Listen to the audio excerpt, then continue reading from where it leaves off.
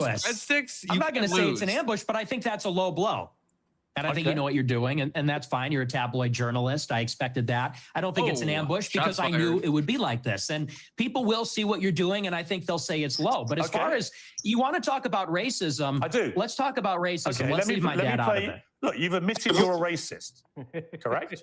Yes, 100%. Okay. Own it. Okay, that's fine. You're perfectly entitled in a free democratic society to stare down the barrel of his camera and tell me you're a racist. People can judge you accordingly. Many people who have assumed that you're racist will now have heard it from your own lips. That's fine. There you go. That's the problem is he also said everyone's a little bit racist. And so like taking that into effect, I mean, I think Nick is probably more racist than the average person, to be clear. But I feel like Pierce is also taking this a bad faith way because I think, yes, I really think to deny that, like to be like, oh no, I have absolutely no conceivable bias. I pass all the implicit bias tests, you know? I'll be honest, you ever do those implicit bias tests? I fucking fail the shit out of those. You know, I don't think I'm like super racist, but I do terrible on those tests. There's a control. There's a control. You can tell if people are like really not racist, which they almost never are. Okay, especially it's fun to do with liberals and like progressives. You start talking about the Indians, dude. Just maybe make a little mention something here, a little dude. Immediately, anybody will just go off about Indians. It doesn't matter if they're left, right, or center. It doesn't matter. I think that's funny. So really, it's a bipartisan thing that can really bring us together, you know.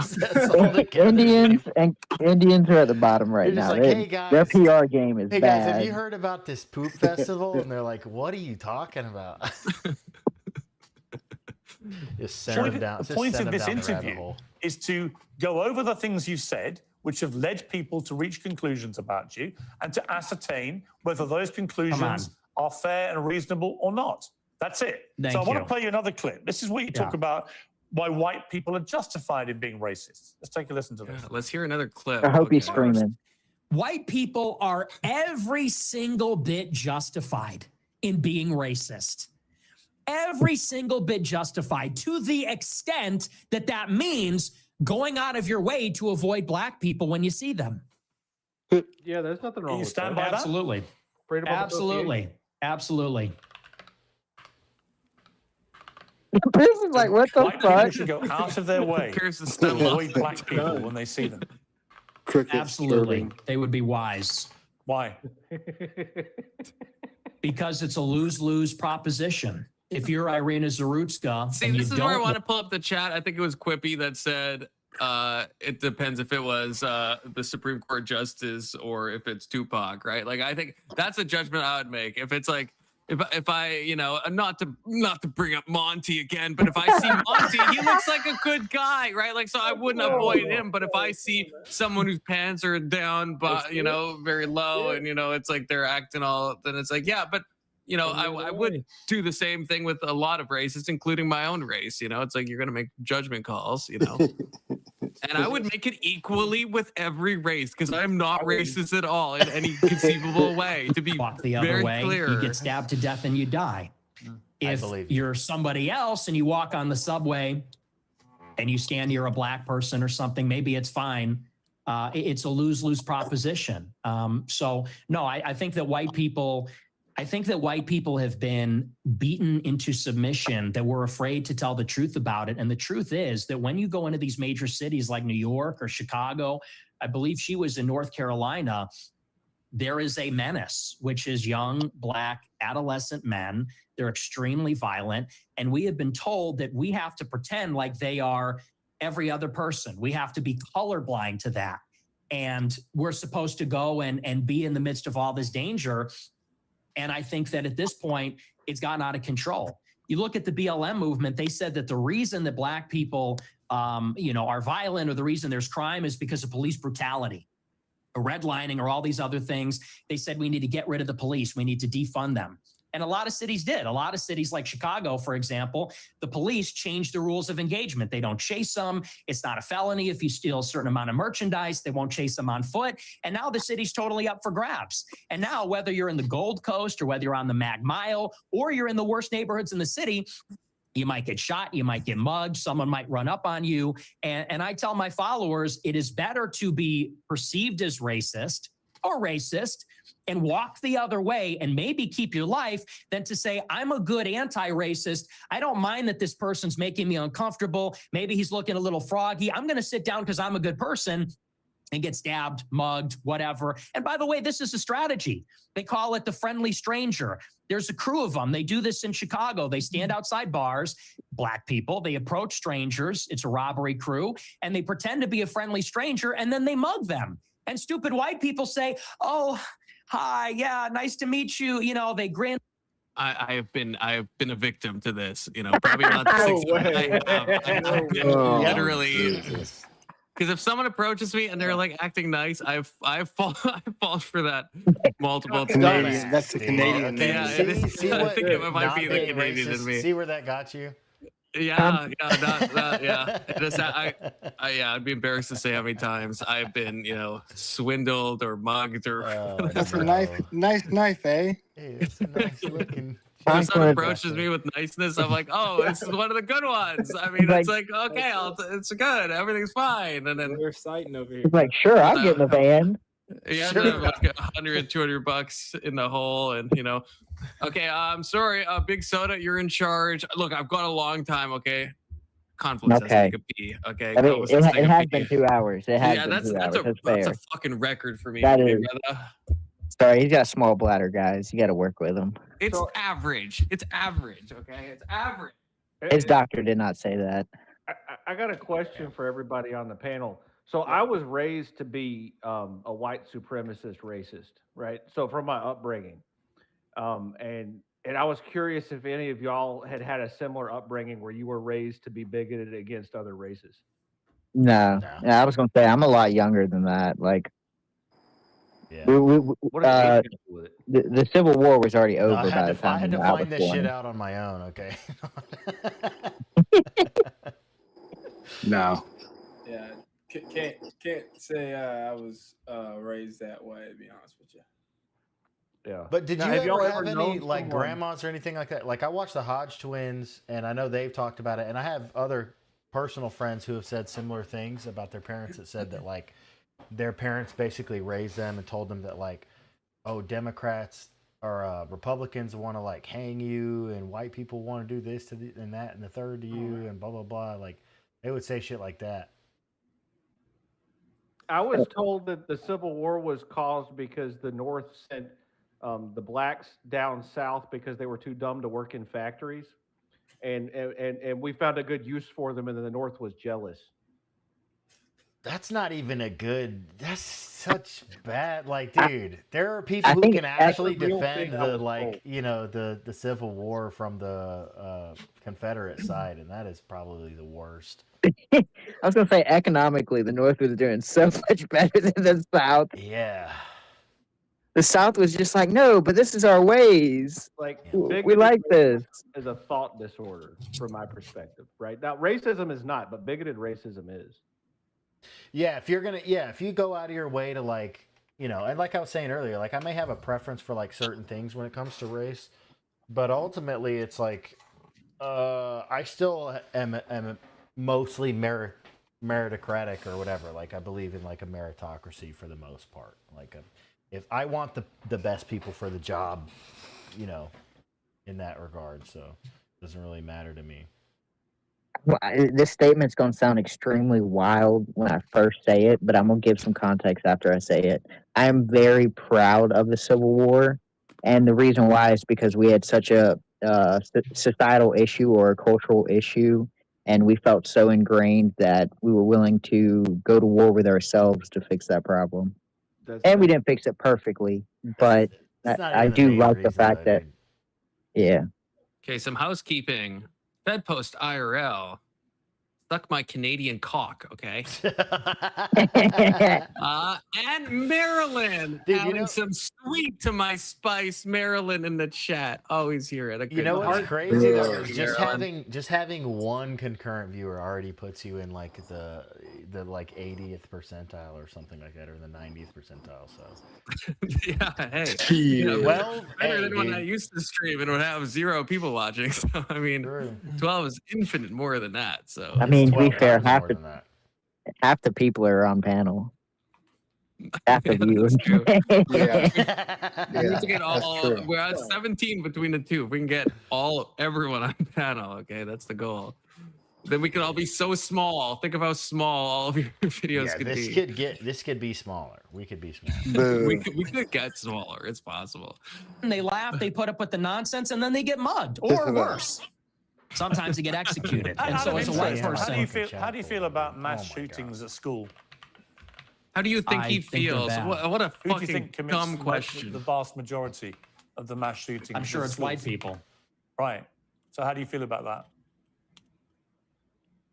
I think that white people do more antisocial violence. I think black people participate in more gang violence. I think that's the difference. What's the difference to the victims?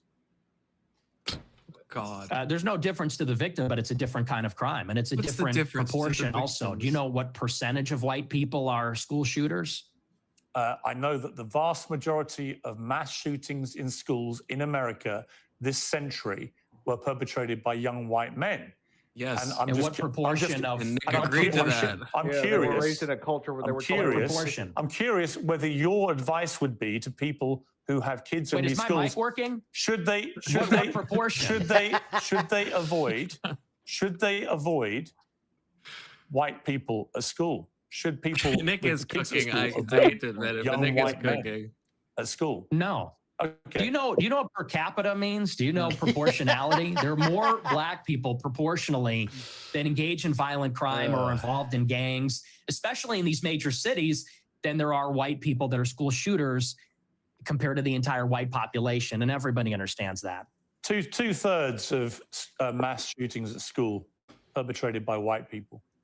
But what proportion of white men commit school shootings? That's the question. That is the I've question. just told you. That's, no, School that's shootings not. by white You're people. telling I me what just told proportion you. of school I shooters? think Pierce is a secret groiper. This is like this is a Fuentes He just- puff he piece. doesn't- Holy shit!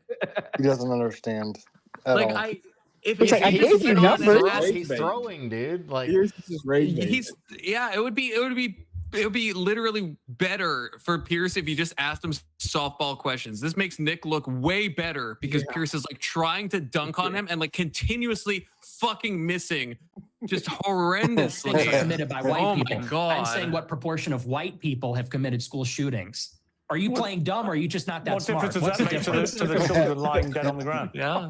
What's the difference? See, now you he want to does it jump on the again, victim. like- What's the difference to the kids the lying on the difference to ground? the Yeah, kids calling on the emotionally. ground? Yeah. And this is for everybody who's like, because there's a lot of people that are calling like Piers Morgan a conservative pundit. I think in where he's at, maybe he's considered a conservative. But dude, he is as progressive as they come. He is carrying water for progressives. Like he is a progressive. He's a liberal, and that becomes more obvious whenever they get further in and they start talking, especially when they start talking about women's rights. Like it gets bad, dude. Pay attention. Pay attention to what Pierce Morgan does because he uses the same tactic where he appeals to the victims. He does this with gun rights. Every time there's a shooting or anything like that involved, he'll be like, "But what about the victims?" And he'll keep appealing to the victims. And it's kind of like a dishonest tactic to try and, I guess, frame that you are bad because of what you believe in. No, This it's is- not dishonest. Yeah, this was my other critique of like Nick is that I don't think he did so strong as like because there is some nukes to this argument. Like he could have engaged with it anyways and just been like, well, even if he doesn't give me the numbers here, the number that I want, the total deaths from all mass casualty events at like schools from like 1990 until now is like it's like 500. So it's not even close. We're not even talking about the same numbers at all.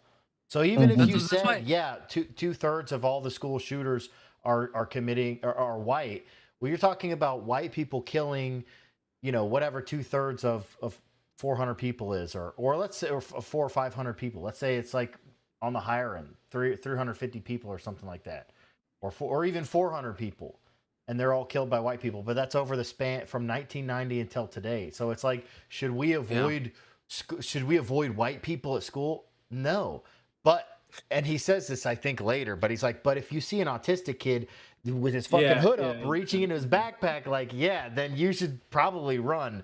Or if you go to class with that kid every day, you probably should like bring him a Kit Kat or a fucking Snickers or some shit so he doesn't shoot you when it happens, man. Well, it also paints a picture that I think Nick genuinely is a race realist, because he's willing to admit that, whites on proportion commit a lot of antisocial crimes, and it's like he's being honest with his interpretation of what he sees. gave the concession, but Piers refuses to engage, and he really does pretend to be stupid, because he had a similar argument even with the black crime statistics. I think Andrew Wilson was actually on Piers Morgan maybe a week or two ago, making the same arguments to another panelist on Piers Morgan's show, and he completely let it go. Like, he was understanding, he was following per capita and everything, so he knows what he knows what this means. He knows what per capita is. He understands proportionality. He understands percentage differences like that.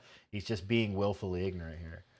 And that's why I find it particularly kind of gross, because the moral loading is definitely intentional. I can't see it any other way. Talking about like, but how do the kids on the dead kids on the floor feel? It's like, you know what you're being asked. You're asked about per capita. You're asked about proportionality. It's like, and now you're just trying to like drag the emotional, and that just strikes me as a very gross thing to do. And I don't hate Pierce. I like watching Pierce with a lot of people, but I think this is gross. It's not. And okay, Fed, to briefly respond to Fed Post, he says, I should retire the stream. I'm hearing now. I take back what I said. And so I guess you can unsuck my Canadian cock. Okay, I will take that back too. Okay, I'll take that back. It's not a rage bait title. It's not a rage bait. Just to be clear, I did not pre-watch this. So I just wrote the title going in blind. Okay, so I am like in the moment right now. It's rage bait now, dude. Leave it. Don't change it. Yeah, now it's rage bait. But I didn't when I titled it. I just saw a couple clips. Like I wasn't sure where I was gonna go. So just to clear that up. But to be fair, he's a Canadian conservative, so he's not quite as right as everybody. Born in America. Born in America. Okay, wait, born in America, dude. Come back. What are you doing? Look, I'm wayward. I'm the prodigal son. Okay, the prodigal American prodigal son has to return, dude. Get back. Get out of there, dude. He's trying. Okay, he's trying really hard. Back, I'm deporting him. If he comes back, he's getting deported. Disavow. Yeah, you got to get out of there, dude. You got to be like Steven Crowder, dude. Just return. He doesn't want to leave. Brother. Wait, was Steven Crowder born in Canada? Or was he born here? I don't know. I think he's born in America. Yeah, he was born in America, but yeah, he has dual citizenship. He's got to renounce that, dude. You can't. You can't.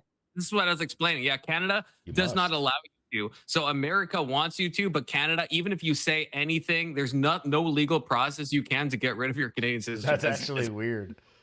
Yeah. Please don't go. We know we suck. Will not disavow you. That is Canada's stance. So, like it's a strange situation, yeah. Because America requires that you renounce other citizenship, but Canada just so it's a weird like from America's point of view, Crowder is American. From Canada's point of view, he's Canadian. They don't require that. I wish they did. As far as I know, they don't. I'm pretty sure they do. No. Don't you have to renounce your other citizenship ties? I wish that was the case. Not officially. No, we got dual citizens all up in this mug, dude. Look at our government officials, man. Look at the people who run, all the different groups. It's bad. Well, I know I don't know. I mean, okay, so yeah, someone fact check me on this. Maybe I'm crazy. You don't have to. You're wrong, Confluent. You're Canadian, so it's okay. Let's move on. All right. Yeah. I'll play the video, but I'm gonna ask my good friend Grok, okay, who's completely unbiased. Yeah. And Grok will never lie to you. Grok will never mislead me or betray me. Okay, so the difference is you're asking, would you fear white people or black people?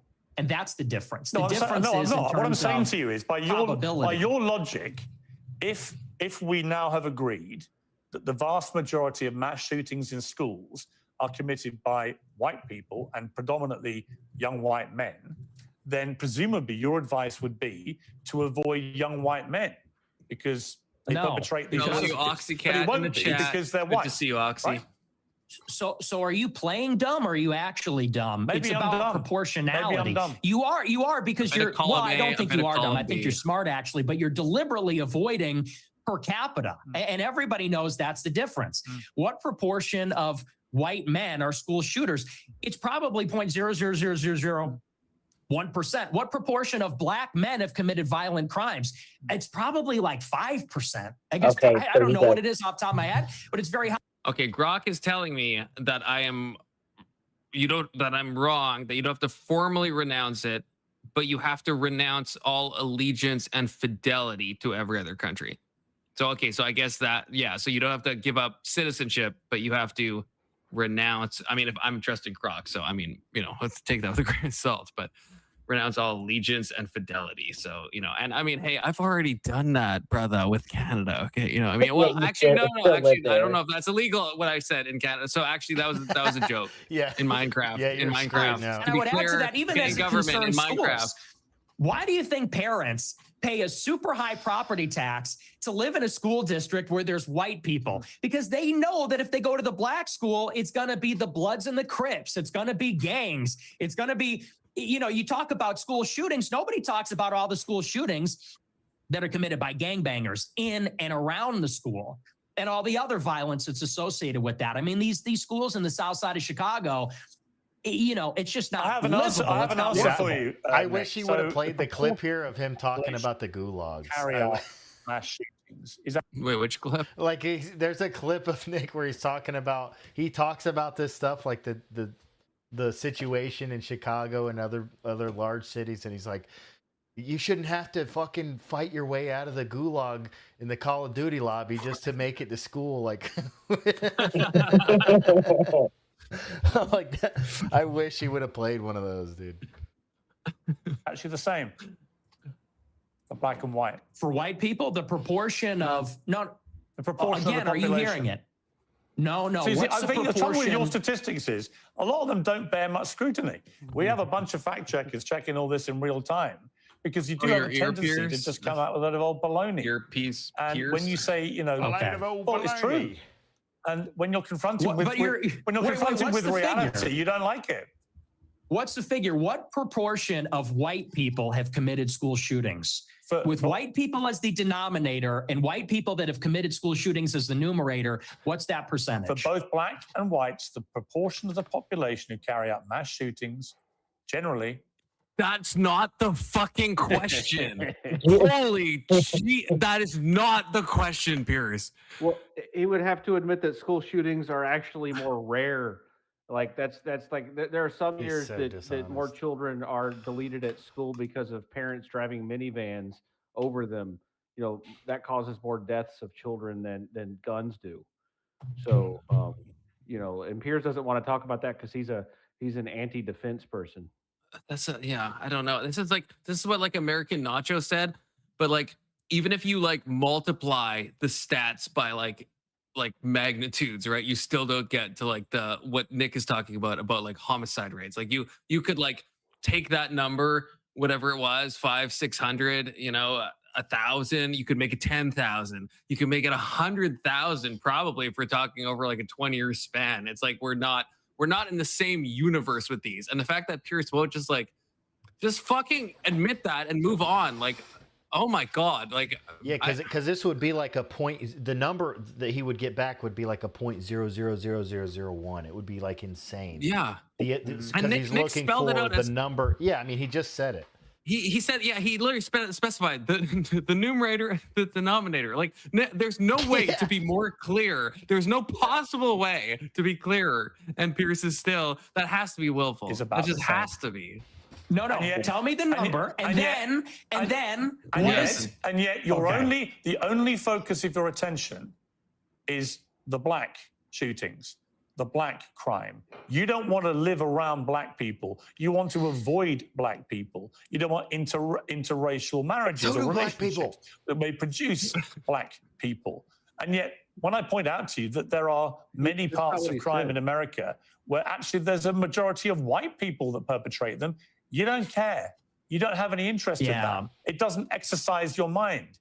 Maybe because you don't. See, no one's buying this. This kids. argument lost. No one is buying this. Everybody understands per capita, and people could even see what you race ahead and say, well, we're comparing the proportion of white and black school shooters. I said, no, compare the proportion of school shooters that are white versus violent criminals that are black, because that was the basis of the monologue, is that you're very likely, if you encounter black people or a young black man in the city, that you're going to be the victim of a violent crime, of a robbery, a mugging, a car theft, a carjacking, or a murder.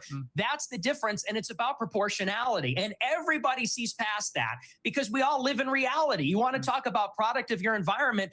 People that live in New York, Chicago, LA, we live in reality. We live in this environment, and we see what it's like. And the threat, the danger, in terms of probability, it's not even comparable. And I would say this to your point.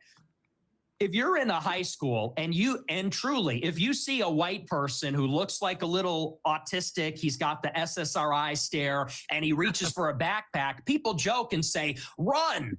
Similarly, if you see a jalopy pulling up with a bunch of black people in it and they got their pants around the ankles, you're going to run also. I'm saying the same thing. The difference is, the latter happens much more often. It's much more common. In Chicago, there's like 10,000 carjackings and car thefts every day. It's in the thousands. It happens all the time. How many mass shootings committed by autistic SSRI white people?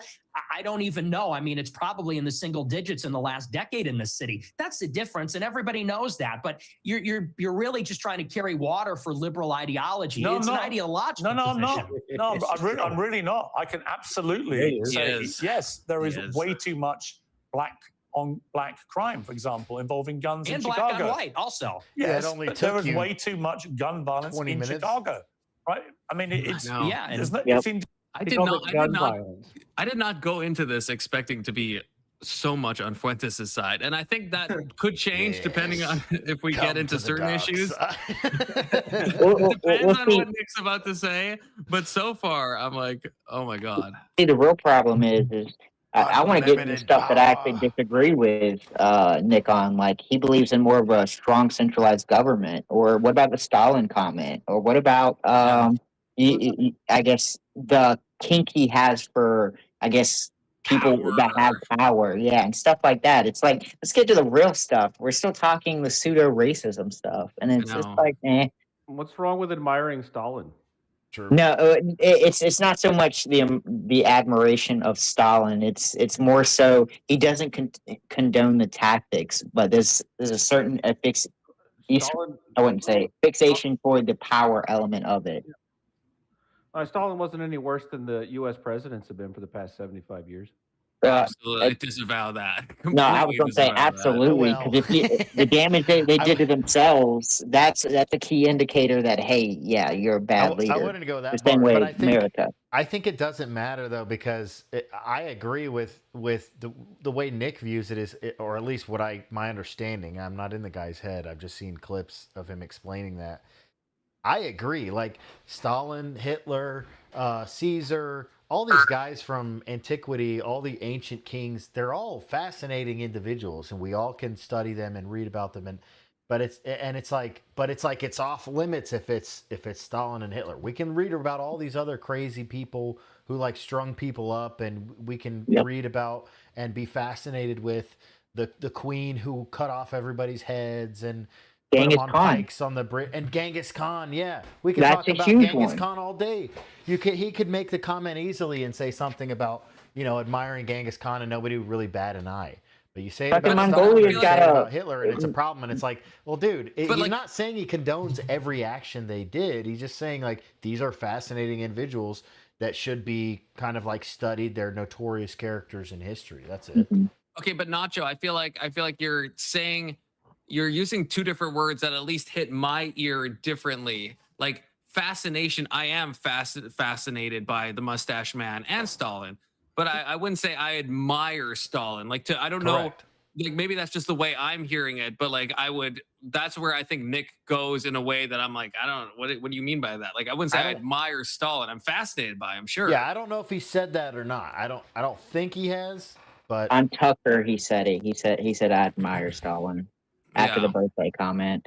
But he didn't get a chance to explain it, so it's kind of I understand. Kind of the moved problem on. So like, if he just means could have just been a maybe it's a semantic thing. I'm not sure because the fascination thing, I completely agree with everything you said, Nacho. Like that's what I've heard. We shouldn't be afraid to be fascinated by these people. I mean, it's like we can study this stuff. It is true that because somebody sent me the clip of him explaining that because I was curious about the Stalin thing too, and he was basically just saying that he was like. He turned a country that was like nothing, like dirt and farmers and nothing, into a world superpower by the end of his, term or whatever. By the end of whenever his reign came to an end, the Russia is now a global superpower. Now his methods obviously are terrible, but it is, fascinating. It is interesting to see a country like that go from nothing to being, top 3. So that's it. I also think he has a tactic with it. So like he'll say a provocative statement, and he wants you to be like, oh, well, what do you mean by that? So that way he can go into a deep explanation of what he does mean. But if you cut him off at a provocative statement, then it just sounds like, oh, he admires Stalin. But in reality, he likes the fact that a single man and his policies were able to, bring a nation from simple farmers and like a decentralized government and a monarchy. Well, I guess I shouldn't say that those contradict each other, but kind of a monarchy and people spread out to a superpower that had nuclear weapons who was, challenging America. So the things that Stalin did individually to modernize Russia are attributed to Stalin only because he was the man in charge because of the form of government that was there, right? It's much different than the things that the United States did that was equally evil to basically become a large power itself, right? Because the United States diffuses its decision-making amongst a large number of people who are temporary stewards of the government, right? And so Stalin's interesting because he had the ability to do it by himself. He was a great man, and it's worth admiration. Yeah, I wouldn't say that, but I wouldn't agree with that. You can take that position. Yeah, I wouldn't agree. Carnage says all Americans this uneducated. I mean, we accept dissenters. So how uneducated. Give us your best Piers impersonation and just crash out over nothing and don't actually have anything substantive to say. Yeah, just start I don't know. I don't know what country you live in as well. But, Hey, is this another foreigner? See what I mean? This is another foreigner coming in to comment on our shit. Like, dude, look, Nick is our guy. It doesn't matter if we hate him or if we love him. He's our guy. Okay, fuck you. You're not allowed to criticize him.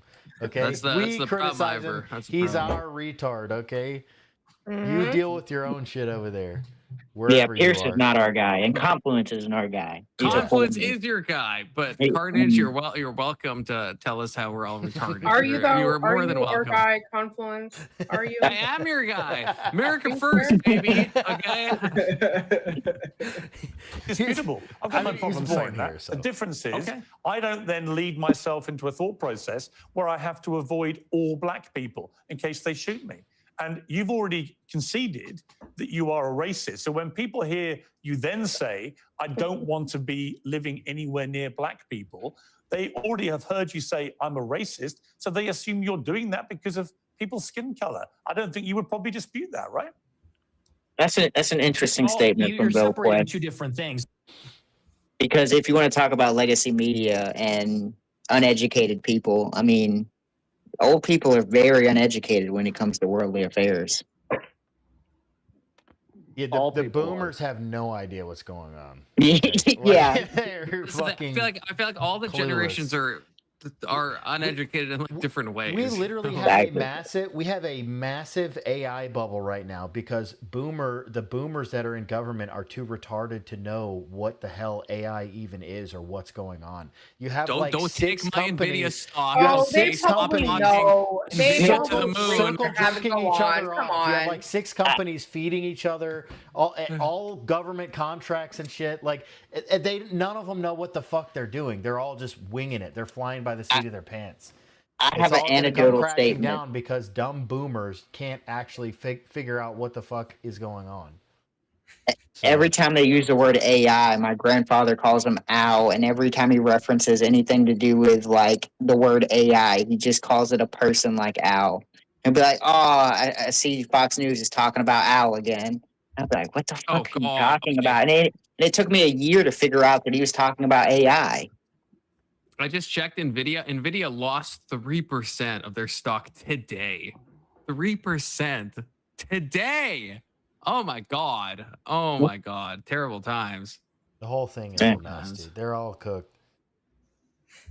That's insane. That's insane. I think the bubble is bursting. I think it is. That's not the monologue not when I said I don't want to live around black people. That was after Irina Zarutska got shot, and it's true. I mean, they are a largely in this city in Chicago, the South Side, the West Side, huge criminal population, and I don't want to live anywhere near it. And I do. I want to live in a white neighborhood. I think that that's extremely desirable, and I think even black people. Again, Nick, you're perfectly entitled to that view. But when you have obviously prefaced all this by saying I am a racist, unashamedly, then people will assume that all your thought processes about all of these issues are driven by an aversion to people based on their skin color, which is the purest personification of racism. Well, it's not an aversion. I would say it's the opposite. I like my own people. My own people are familiar to me, and I think that's true across the board. I think that people seek out other people that are like themselves, and every other group does this, whether it's blacks, Hispanics, Asians. You know, I get a lot of attacks when I talk about that I'm against interracial marriage. And what's funny is that every other group is against interracial or interethnic marriage. Jews, Chinese, you're the product of an interracial marriage. Then he cuts him off. Yeah, I mean, that's debatable. Not Let's say really. for the sake of argument, really. sure. No, you're the product of an interracial marriage, and your father is part Mexican. You're literally, for the sake of argument, the very person you've just told me you want to avoid. What race is Hispanic? Is that a race? What do you think it is? I'm asking you, what race is Hispanic? Hispanic, of course it's a race. It's called Hispanic. No, it's not. It's a mix between two races. It's a mix between indigenous Americans and Europeans. Though, is it? It's not white. Well, you're more of a racial purist than me. You got like not really. You just keep saying you only want to live in a white neighborhood, but you're literally from. Pierce is doing like the one drop test right now. Jeez. He doesn't even get it. He doesn't even know what's happening. Yeah. Pierce is like, don't turn this on me. I'm not the racist. You're the racist. racist. I Mexican blood. I know, and I live in a non-white neighborhood too. I'm trying to get out of here though, but I'm trying to get out. But here's the thing: Do you have any non-white? Do you have any non-white friends? Genuine question. Most of my friends are non-white. Most of my friends are not, and non-white people love my show. How many are black? How many of your friends are black? Many. They do have black friends arguments wild. That's what I'm saying. These it's not even good arguments. It's like when you see Charlie Kirk or you see Steven Crowder or you see these guys do these like college campus tours. This is the kind of shit these dumb kids say. Like they've never even thought about anything. You know, they're like ankle deep in politics. This is the kind of arguments they make. Yeah. No, it's not great. And I would just like to say, I will apologize in advance, but I have a non-white friend. Okay, I just want to set a record. Okay, I do. That's what I love that shit too, because it's like, dude, my sister is married to a black guy. My brother has a wife from Nigeria. It's like, so I love it when people, do that shit to me, because I'm like, oh yeah, man, let's go, man. Like, no, we have tons. It's like you can have it's not like I was saying earlier. It's not like because you have an in-group preference, you now need to like eliminate all the other groups, or you need to banish, all the other groups. It's like, dude, these two things are compatible, actually. It's weird because that's like usually like the meme that the left will use when people are like, I'm not like homophobic, I have a gay friend, right? I'm not racist. Yeah. And now Pierce is asking, it's such a layup for Nick. Like, who the fuck doesn't have like a non-white friend? Like, what the fuck? Like, again, this feels like this is like Groiper agitprop. Like this from Pierce's point of view. Like, wish for you're just giving him goal. I almost wish for like the sake of the meme, the troll, he would have been like played it up and like, like, I can't. I got this one guy, but I can't think of his name right now. Yeah. Maybe Jamal. Yeah. Jarek or something. I have a dealer. Is he a friend? Yeah. My Uber driver this morning. Of them, like at least a dozen. Wow. Yay being one who you know, Sneeko being another who you also know. Yeah. And so how do they feel when you say you just want to be away from any black people, walk away from them? Well, you know what Ye told me? I'll tell you verbatim what he said. That it doesn't come from a place of, and you use the word aversion. That's the first thing I'll actually dispute. Okay. It's not an aversion. Wait, was there a cut there? I think there was a cut. I thought my thing glitched out for a second. What do you wait? Let's go back. What do you think we? I think in the comments, Pierce pinned like what was said. Well, what was going to be said, but they cut it out. I think. Oh yeah. Because he says the soft A. What's the soft A? Oh yeah. You're right. He says the N-word. He says, so N's gonna be ends or something like that. That's funny because in his conversation with Crowder, Crowder said they'll cut out the fact if you drop the N-word, and he was like, okay, well I'll do my best to avoid it. I mean, he asked Crowder to say the N-word and then he cut it. But like, if you're gonna look, I've been in the YouTube game enough to know you can just bleep that one. You could bleep that one word. Well, if you were say really it concerned. on YouTube. If it's, I mean, the context matter. Like you can get reported for it, but if you're saying it like the soft A, I don't think it matters. Like I think YouTube will just leave it up. Yeah, but even if he's like super paranoid, you could just like bleep that one word. That's not hard in any editing software to just take the 1 second of the audio. I know, like he's got this whole crew working for him, but he can't bleep. Yeah, and it's word. like you're gonna cut out a chunk of it. Like there's no excuse to do that at all, in my opinion. Like that's something I can literally do in Premiere with my limited knowledge in like literally 5 minutes. So Pierce with this whole fucking team, you have to like I don't know. To be fair, I mean the answer may have just not been worth leaving the answer in there because it kind of disproves Pierce's point. So he has a reason to take it out. Well, that's what I mean. Yeah, I think he's using the N-word, I think, as an excuse because if you actually just care, just like what they did with Crowder, they didn't do a hard cut and then a jump cut. They just they just cut the audio for like half a second. Like that's so Pierce's team has done that before, but with Nick Fuentes, we have to do a hard cut. Okay. Verbatim what he said. Fuck Pierce. That it doesn't come from a place of, and you use the word aversion. Should I get my Groiper actually subscription? I shouldn't say that yet because there's going to be a lot of stuff I disagree with. On the basis of skin color, because that would seem to suggest it's like a stubborn, irrational bigotry. I don't consider myself a bigot. I consider myself a racial realist. I'm realistic about how the races are, and I speak provocatively about it. And I speak provocatively about our tribalistic instincts and tendencies as human beings. And I'm not a liberal ideologue that says that over time and with enough education, we're all going to see this great brotherhood where we're colorblind and everybody's the same. I don't think that's ever going away. I think that race is real. It's not just skin deep. It matters to us and it matters to each other.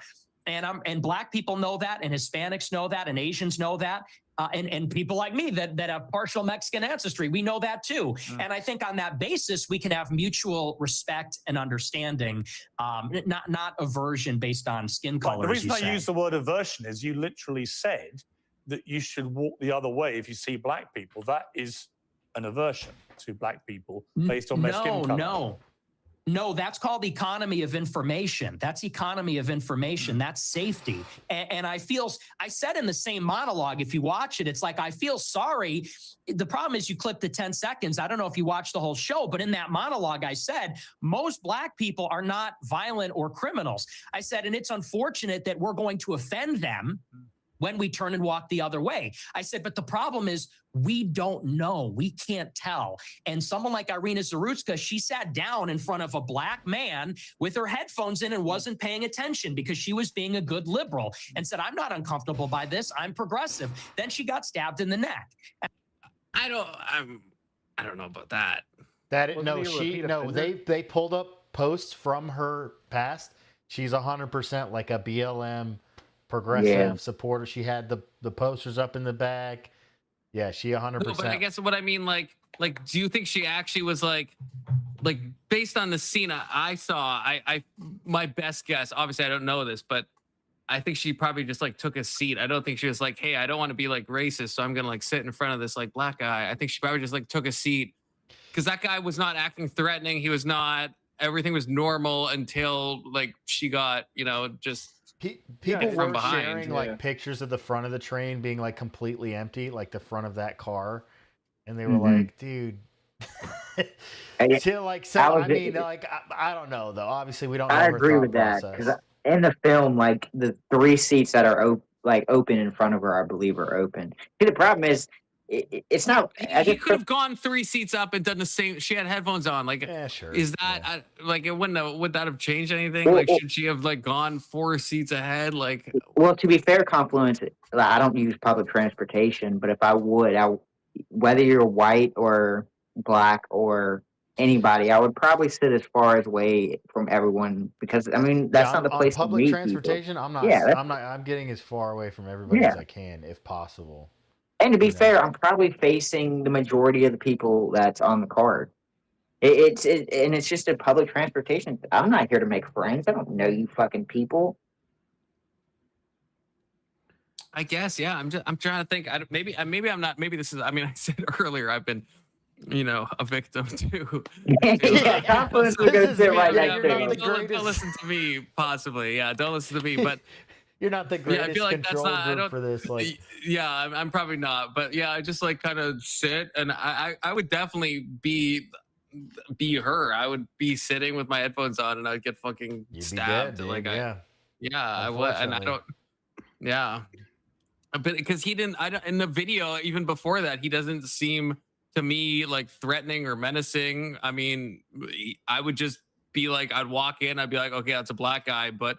Again, unless there's something specific, I guess I'm not that Fuentes pill that I'm gonna be like, okay, this guy's Black, so therefore I'm gonna sit. Like if he's Black and as these others, then it's like okay, then maybe. But you just assume that everybody on public transportation is probably insane mentally anyways. ill. Yeah, they're mentally unstable. And to be honest. I'm probably mentally ill for taking public transportation as well. If I'm on there, I'm probably, I gotta get myself in that mind. Yeah, you gotta work yourself up. You're like psyching yourself up to get on the train. Like, all right, I'm gonna be the crazy one. Am I on a panel with y'all? Use public transportation? No, I'm just saying if I would. I haven't since I think university. Not since I visited New York yet. Yeah, but yeah, and now actually, funnily enough, my city is famous now, at least in Canada, for public transit stabbings and stuff. But not back when I used to use it. So maybe now, I would be, Fuentes coded. Not really sure. Is there a larger Black population now? No, we have a different issue.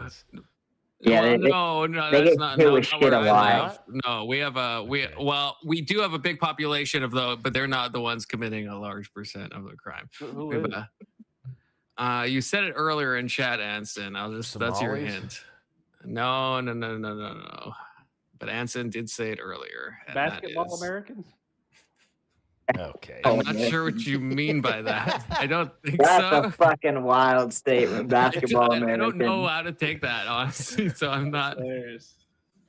But yeah, different group. And I said different it's group. unfortunate that you would have to sit behind the black man to be safe. And if he's not violent or schizophrenic, he might be offended by that. I said, but I would rather offend him than die. How many deranged white men have committed atrocious acts of murder in the last 10 years in America? Yeah. Proportionally far But fewer. How many? Do you know how many? You have a research team. You pull it up. I mean, you're obviously extremely exercised by that one story, which was horrific for the record. Absolutely horrific.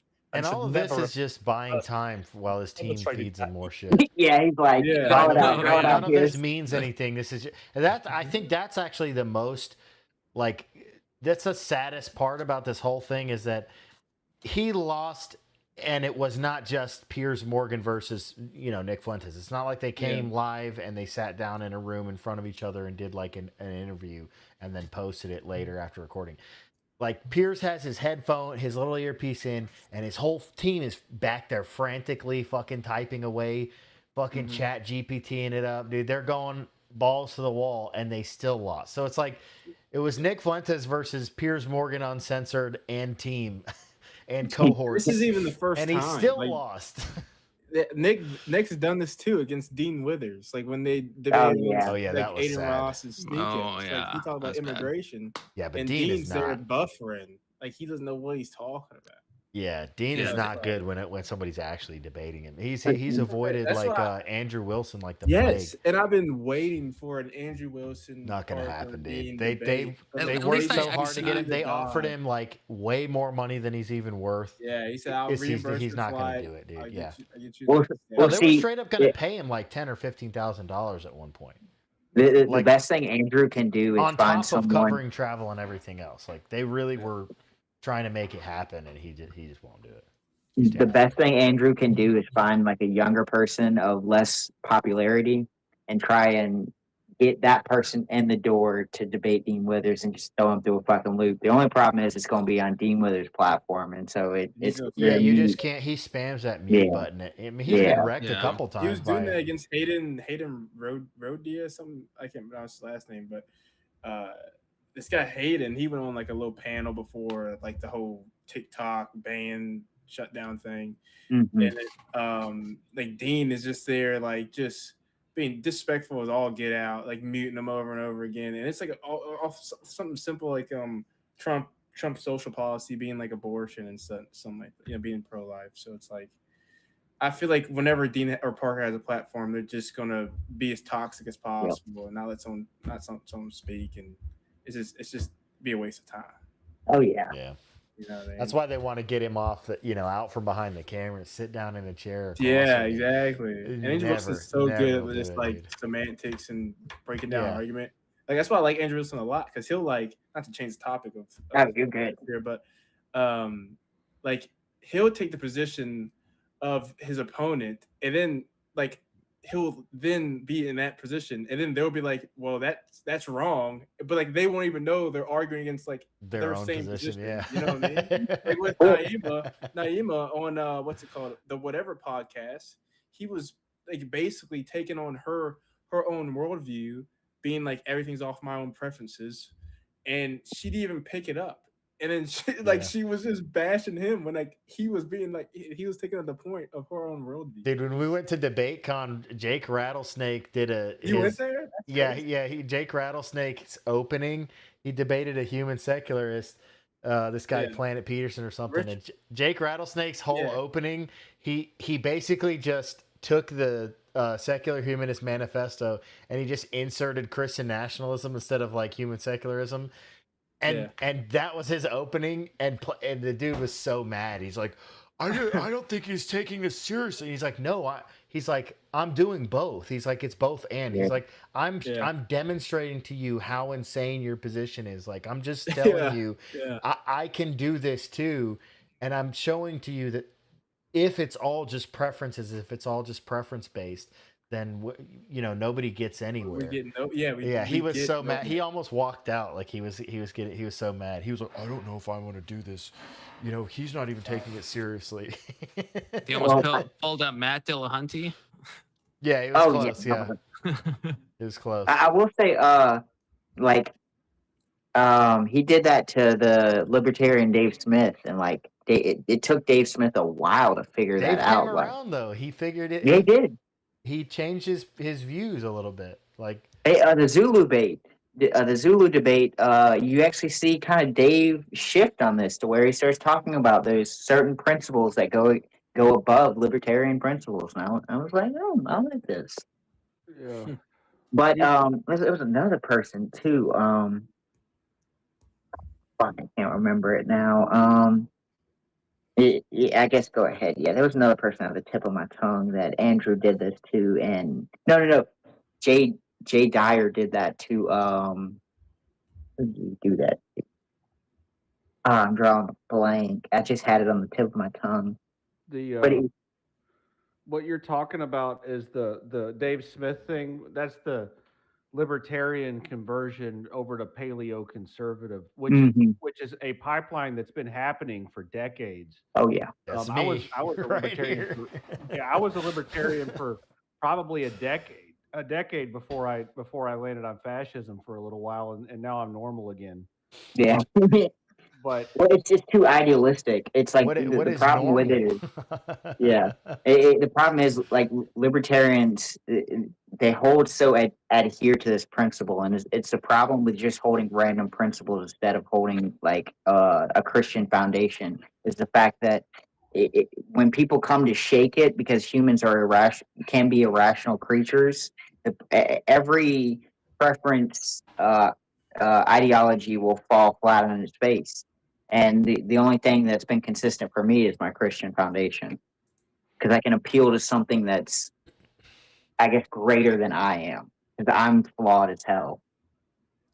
A brief chat read. Shout out to Mr. Mister. Okay, Pierce Morgan has a huge vagina too. He's crying all week about how the grippers were trolling him and how he's a thick skin, but he actually doesn't have a thick skin. He's a little bish. Dude, right after the show, like, he went crazy on Twitter. Like, he was responding to everybody. He was quote tweeting replies on Twitter. Like, and then he had the huge, he's had like 2 or 3 like damage control streams now. He had Dr. Phil on, like, agreeing and the irony of it all is like he gets some other dumbass boomer who's completely out of touch to come on and like, circle jerk with him and like echo chamber with him, like, oh yeah, yeah, man, like, and I'm like, Dr. Phil, come on, dude, I like you, but dude, you have no idea what's happening here. They're like trying to psychoanalyze, like, yeah, and I thought it was great, man, that you. And he said he's a racist, but I thought it was good that you got him to admit that there was 6 million people that died in the Holocaust, and even more. I was like, oh my God, Dr. Phil, you guys, neither of you fucking gets it, dude. You're so dumb. We'll be right back. Okay, John Beard. We'll be right. I think. Correct me if you're wrong. I think you're thinking of the Sneeko Andrew Wilson, or not Andrew Wilson, Andrew Tate thing. I think that's what you're thinking of, because Sneeko and Andrew Tate went on Pierce, and then at least I think I'm thinking of the right thing. Oh no, sorry, no, Kanye. It was Kanye, yeah. And Kanye and Sneeko. That was Kanye and Sneeko, yeah. You're talking about Tim Pool. You're Kanye and Nick Fuentes went on Tim Pool, and Kanye left, so Nick just left with Kanye. Yeah, that was shortly after they did that dinner with President I remember Trump. He said, because he was like, I wanted to stay, but he's like, I had to roll with my boy, dude. Yeah, Kanye melted down that fucking podcast. Yeah, Kanye was being a name him, dude. He was kind of spurging. He was like, "You're not gonna name him. I'm out, dude." The fucking name him. And then I'm gonna believe this is actually Anna Kasparian, okay? Even though I don't know why Anna would misspell her own first name, but I will still believe this is Anna in my chat. Anna is my spirit animal on the left, okay? So God bless you, Anna Kasparian. I love that you watch the show, okay? And just please answer my DMs, Anna, please. I've been like DMing you so much. Just like fucking answer though, okay? Don't leave me on red like that. It's not a cool time, okay? Hey, at least American Nacho, I was telling Confluence when we started the stream that Crowder went back on Piers Morgan's show to talk about this interview, and it's really good. Really I saw good. that. I saw clips of that. I haven't watched the whole thing yet. I mean, it's segmented up, but yeah, it was really good. That'll be the next thing. Okay. I mean, depending how long this one. I mean, how far are we? 45 minutes. That is good for the conference show. That is fucking good. Okay. We're making great time. Okay.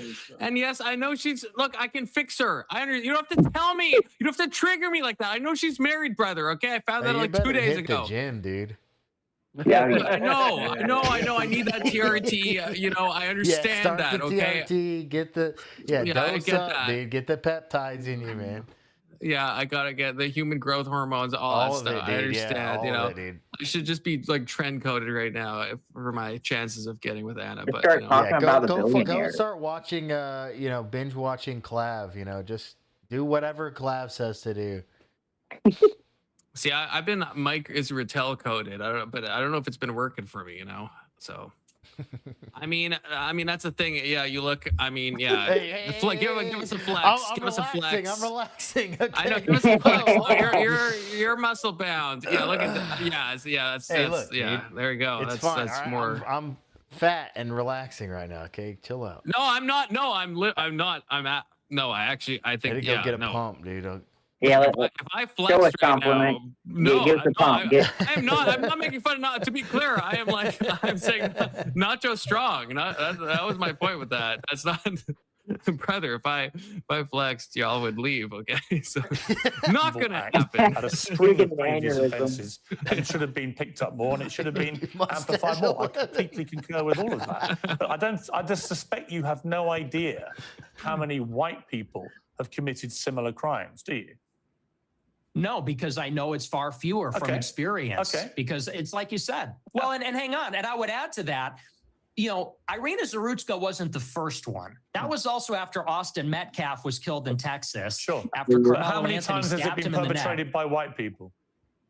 Well, hang on. Let me finish my point. But you're implying that white people don't do this. And my point to you, Nick Fuentes, is of course. I never said white people don't do it. Of course, deranged white people commit heinous acts. Bradley, you don't either know. We're on high alert. You neither know nor care. Bradley Martin's in the back room. You only seem to be I don't know. Black people who commit crimes. And again, Bradley, good to see you. Prefaced the whole debate about racism by openly conceding. Bradley, you have any initial thoughts? Bradley's a channel favorite. So, Bradley, you got any initial thoughts on this? I don't know when you joined, but I've seen this, and I do believe Pierce Brosnan. Nope, Morgan. I do believe he's. I do believe he's being trolled right now. He's no. Yeah, he's being trolled. Can be.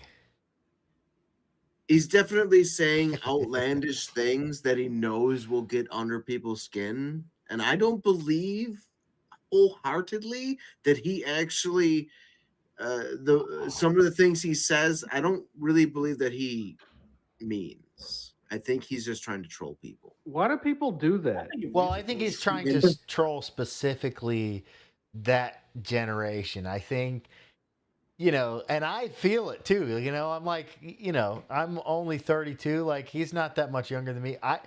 I despise boomers, okay? Like, I want them to be uncomfortable because they are very comfortable. They are very detached from society. They're very, I'm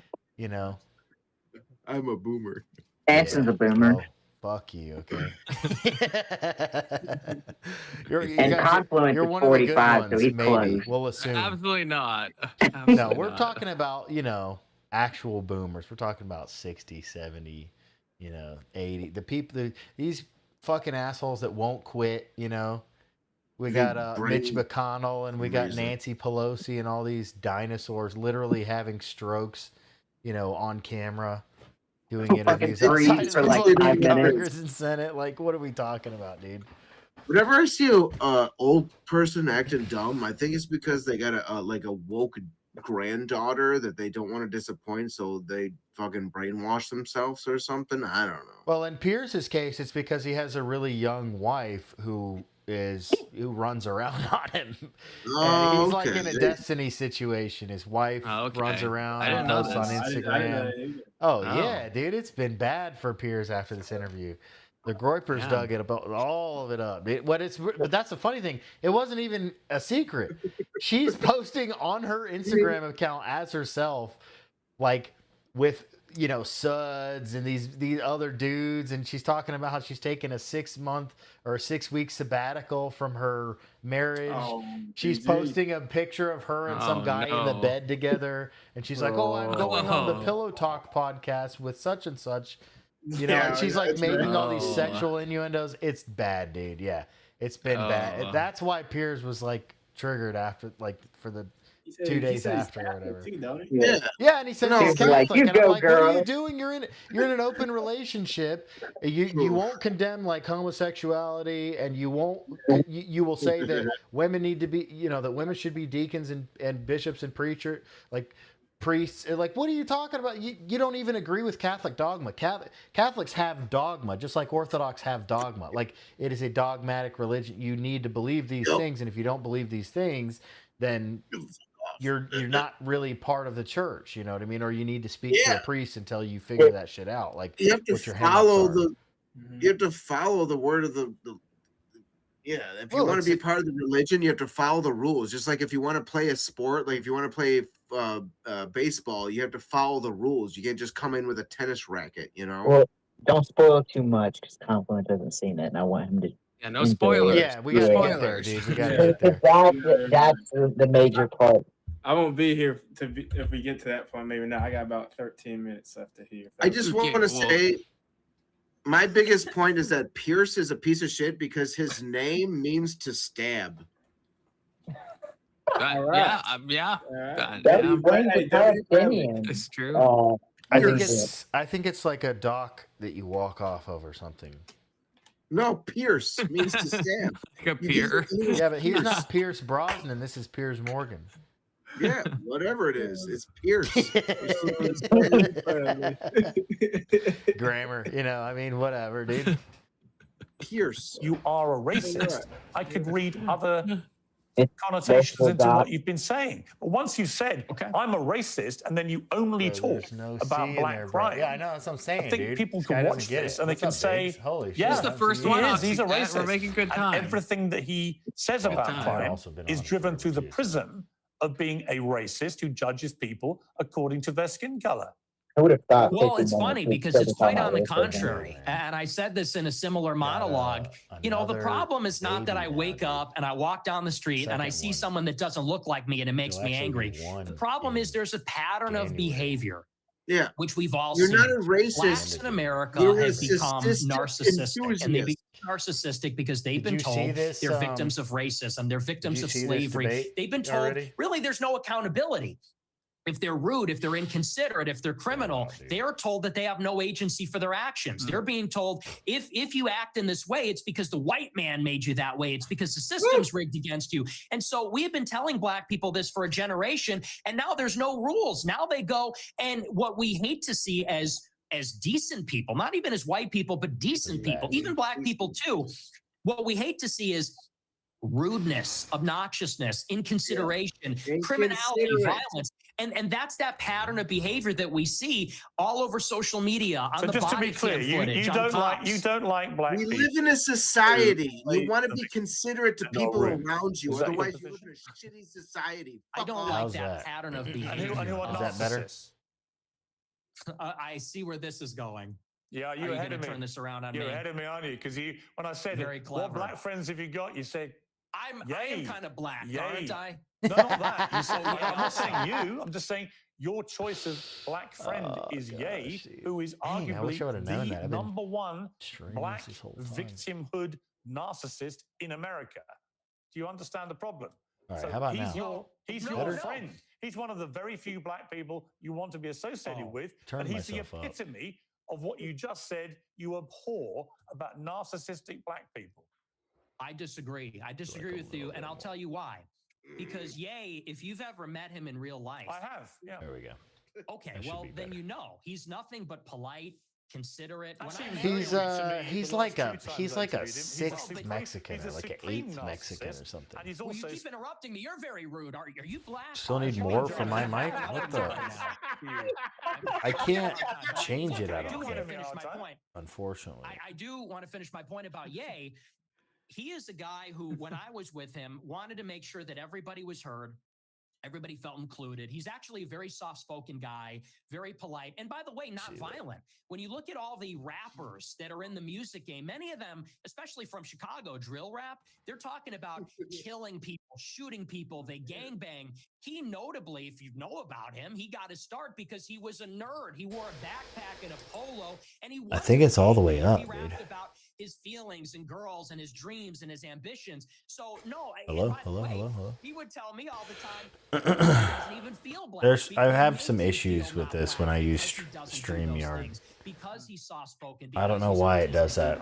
It like automatically adjusts inside my I would disagree. He's actually not fucking like system that at settings. all. Like, and I don't know how to fix it. He's also a Hitler-loving anti-Semite. It's a problem. And we're going to come back about and talk about anti-Semitism and your views about Jewish people, and indeed what Yair said about. We'll be right back.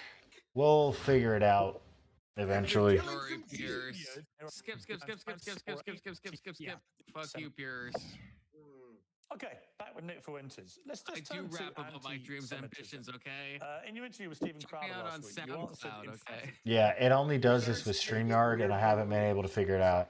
That's your position. It like forces my actual computer volume to change. Like I have it pulled up and I can actually see it changing in real time. Like I move it up, the output or the volume of my microphone up to like 95 or something, and it jumps down to like 82, and then 80 goes up to 84, and then it goes back down. I don't know. You shouldn't say the word Jewry. From an optics point of view, it's just Well, that's what's funny is that he talks about this later on. He's like, I'm using the word that they use for themselves, at their conventions. They have big meetings. Did the Jews talk about Jewry? Mm-hmm. Yep. Barry Weiss made a speech at the World, and it's like the World something Global Jewry Forum or something. So it's like I was just using words. So that's what he says. That's what he says to Piers in a minute. He's like, I'm just using the words that they're using for themselves. Like, so if they call themselves that, am I not allowed to, reference it in that manner or what? I was gonna say your hero Ben Shapiro says that compliment. Yeah, I've never heard Ben has said it before. 1,000 hours of Ben. I've never heard Ben Shapiro say the word Jewry. You're probably Jewry coded. That's what's wrong with you. 1,000 hours of Ben Shapiro will cook anybody's brain. Yeah, I would like to speak directly to the jury. It's like when Charlie Kirk says blacks. Maybe it just like it hits my ears. Maybe I've spent too long in Canada. It just hits my ear. I'm just like, oh, just don't say blacks. It just sounds not good. I do think blacks is like diabolical. Like it's just something like I almost feel like blacks is worse than the N-word in some cases. Like if you use it the right way, you're like, dude, all right. I've heard somebody say we don't like to be called blacks. I'm like, you don't get. I'm not calling you black. I'm like, well, what if I call you African American? He's like, well, I'm not from Africa. Well, then what do I call you? And then he said, well, you can say black, but it's saying like when you say it in the plural for some reason, it just comes off weird, dude. Like it's the hard S. The hard S. What if they're from Jamaica? They're not African American. If they're from Jamaica, right? It's stupid to call African American. It's stupid. Well, then they're Jamaicans. You just call them Jamaicans. It's so different from blacks, though, right? Black people in America versus the blacks in America. I call them FBAs now, dude. I like that one because I've been talking with the FBAs, the foundational Black Americans, because they distinguish themselves from. I like that. Look, I'm on Black Twitter, dude. I get out there and I argue with everybody, dude. I enjoy Black Twitter a lot. But the FBAs are not cool. And they're actually, the FBAs are hella chill on immigration. They want to lock that shit down. They don't get along with the Africans. They want to send them all back, dude. And I'm like, based. Okay. And I'm talking about the migrants, like the Somalis and all that shit. I don't know. The Nigerian ones are pretty good. Nigerians are chill. Yeah. I'll admit. Nigerians are kind of chill. But they still don't get along with the FBAs at all. These two things, as Quippy says, these hit different. People of color or colored people, you know, they should mean the same thing. They hit different though. You know? They hit different. They hit different. I don't know why. And same with jewelry. If you say like Jewish people, Jewelry. word. I don't know. Jewelry. I like it, dude. Like if I say it too I many think it's times, fun. I get demonetized or something. I don't know. I don't know. Yeah, you say it 3 times and then your bank account gets closed. Yeah. So funny how that happens. Hey, Mr. Nacho, I would say something to you. I didn't do it. Oh, Bradley, you sound so drunk right now. Everyone say it. Mr. Nacho, Mr. Nacho, I want to say something to you. Do you know who Lobo is? No. If from the Superman universe, you look like a Lobo. Is that a bad thing? I know who you're talking about. I think so, yeah. Well, that's a bad thing or not, dude. Thank you. That's all. I'm done with my drunkenness. That was it. Disavow. I don't really know, but probably disavow to be safe. We have the truth on our side. Lobo. That's why we're winning. Because we are telling the truth about the historical antagonism between Jews and Europeans, between Jews and Christians. The theological, historical, racial, cultural, and political antagonisms between organized Jewry and the Christians, organized Jewry and Europeans. Oh, it's expensive. And the reason that we are winning that argument is because it's real. It's true. I can prove it. I can show you. I can name the names. I can show you the paper trail, the money. That is why we're winning. That is why all of this is raising the consciousness. When you say you have this opposition to world Jewry, it's one thing to criticize, for example, the Israeli government over what has been done in Gaza. I've done that myself. When you talk about world Jewry, I presume you're talking about the 15 million Jews in the world, and you are opposed to them.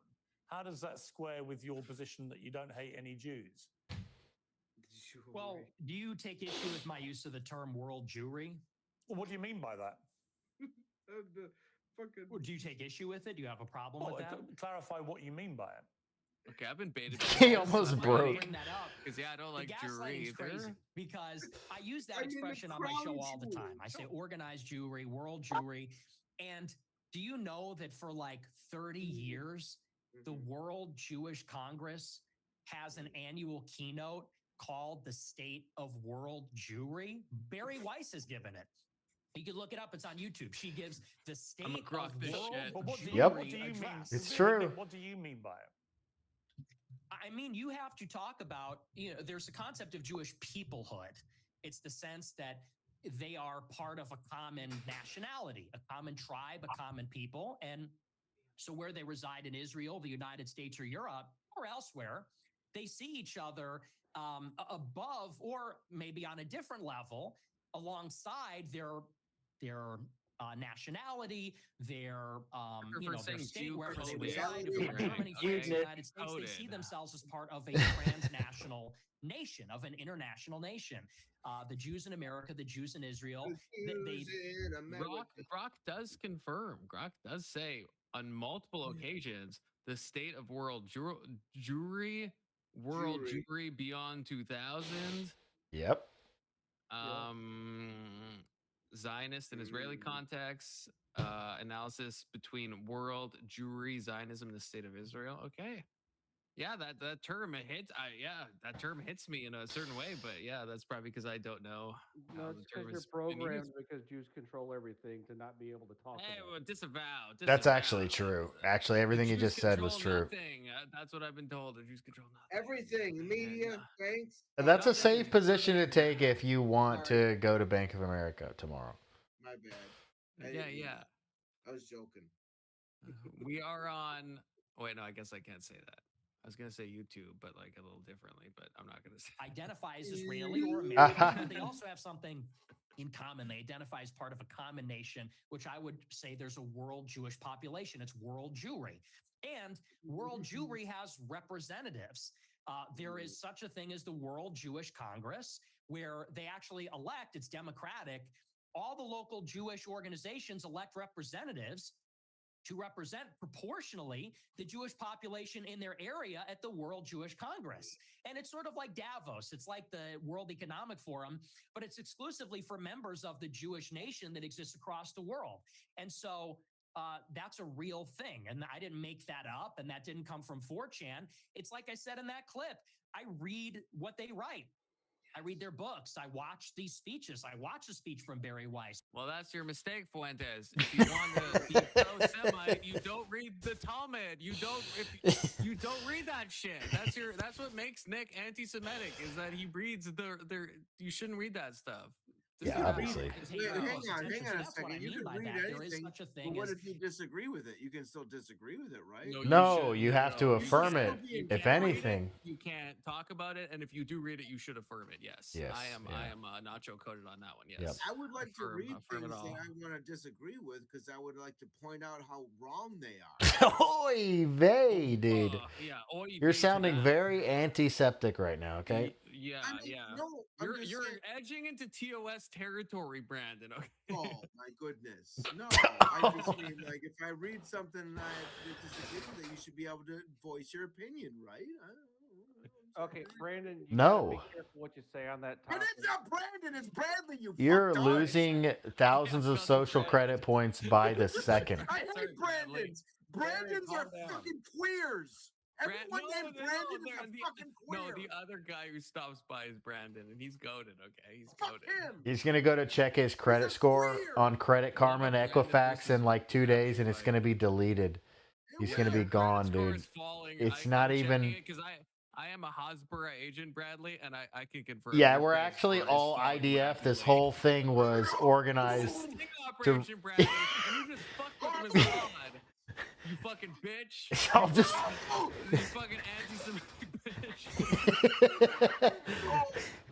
We're all just here to root you out. That exists across borders on a global scale. They're organized, and they have a national self-interest as that nation, as that tribe. So if you don't hate any Jews, what do you like about them? I like how I like a lot of things about him. I like he just blows past everything that he just said. I think that they're pretty remarkable people, and as Christians, especially as Catholics, we say they're remarkable. And this has been adjudicated in Catholic doctrine for thousands of years. We say that they're a witness people. And so we actually, there's provisions inside of Catholic doctrine that says we need to give them special protections because they were a witness to Christ's passion. So, this is why you can't clip the show. You have to watch the whole thing. I say this repeatedly in interviews. I do think they're remarkable. By definition, they're exceptional people. It's just that there is a sort of natural opposition between them and Christians because of the theology. We believe that Christ is a Messiah. They don't. They have been a minority in Christian lands for thousands of years. And Thank you, John Beard. First super chat of the night. Name change him to Brandon. I don't know if I have the ability to do that. So Bradley, you should do me a solid and name change yourself to Brandon. Very queer coded of it. Oh wait, I can. Oh wait, I can. No, don't do it. Mean, That's Me mom took the trolley to the Holly. I mean, Brandon, $2 is $2, brother. Okay. They've been pushed around and expelled, and they've been persecuted and segregated, and that's why there's a lot of paranoia. There's a lot of distrust. Oh, why would you? There's maybe some sense of chauvinism among Jewish people. There is, like I said in that clip, there is an historical antagonism between these two peoples, between Christendom and Jewry, and that has always been the case in Europe. But I don't hate them, and I think I actually sort of understand them in a weird way. I think that because I've anything for you, Brandon. Thank you so much. I just want to give a little story. There was an occurrence where I was at work when a new employee that I knew liked to go to bosses and talk shit to asked me my name, and I told them my name. I said Bradley, and they said Brandon, and I said, "Yup, that's me." Wait, how much does Brandon get paid first? Yeah. Then we'll answer I don't know, that. Brandon. That seems very queer coded of you. I'm just gonna say that. I'm sorry, but there's not a Brandon that works here, so I don't know. Is your name? What's your name? I said Bradley. You said Brandon. I'm like, yep, sure. Go on. That's all I wanted to say. You go. Okay, hate to do this to you guys again, but Oh, a bathroom break again? An hour and 21 minutes? God dang, Confluence. That was the part where Nick says that he feels like a Jew too because he's been banned from 109 social platforms. That's a good point. Okay, this is about okay. I'm just saying, dude. Confluence is peeing. No 109 talk while Confluence pees. Okay. Big Soda's in charge. Second is American Nacho. Third, the wild card is Brandon. Crazy times. Which leaves Agrippa as fourth, which I don't like. Agrippa should be first. I'm just going in order of things. I'll just tell you ahead of time. If you give me power, I'm going to abuse it. I see how it is. That's why you're second in charge. All right, and good. Egg has ultimate veto powers. Okay, that's Anson gets absolutely no power. Never give power to Anson. Okay, even though I made him a mod, that was a mistake. All my mods time out Anson for like eternity. We'll combine all our mod powers and take them out. So let's talk about how the United States picked the wrong side in World War II. All right. You know what? I think I need a bathroom break too. Oh God. I'd probably say they faced the wrong, probably enemy. They were too lenient to the Soviet Union. I will say that after the war, I think it was pretty dumb to some degree for us to go so hard on Russia. I kind of understand the geopolitics. I mean, everybody's like racing for nuclear weapons and stuff like that. But, now look at how it's played out. Russia hates us, We could be That's a good point. We could be friendly with Russia and put the pincers on China if we ever needed to, you know what I mean? But now Russia's kind of a wild card. It's like, well, they probably will cozy up with China before they would help us out. So that kind of sucks. From 1990 on, we kind of fucked up that whole relationship. I wonder who's the big spoon and the small spoon in that situation. Oh, God damn it. Yeah, that's a good question, actually. Your pits are stinky. I actually took a shower already, okay? So I went and played soccer earlier, and then I showered, all right? So they're good right now. Brandon, do you shave your own pits? I do.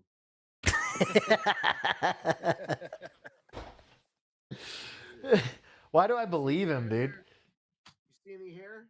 I believed you. I already believed you. That's what's crazy.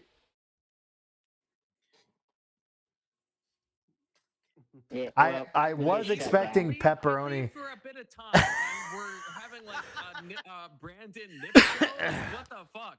I was expecting salami nips though. I wasn't expecting the dots. Next time, Ag the is red in charge. dots. He wouldn't let that shit slide, So that was obviously. Yeah, I was gonna say you didn't put me in charge. That was a mistake. That was a mistake. Okay, now it's Brandon. Is this part free? Jesus.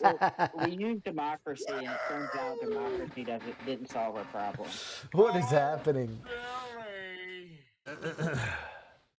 Oh, wait, he's doing it while you're in charge. Hey, wait a minute. No, Ag, you own this one. You're in charge of it. I mean, to be fair, he lets people mug him. So you can't see my hands. This is on you, Ag. This is any further Brandon nips is 100% on you. Okay. No, I'm bullshit. No. Yeah, that wasn't even paywall, dude. I mean.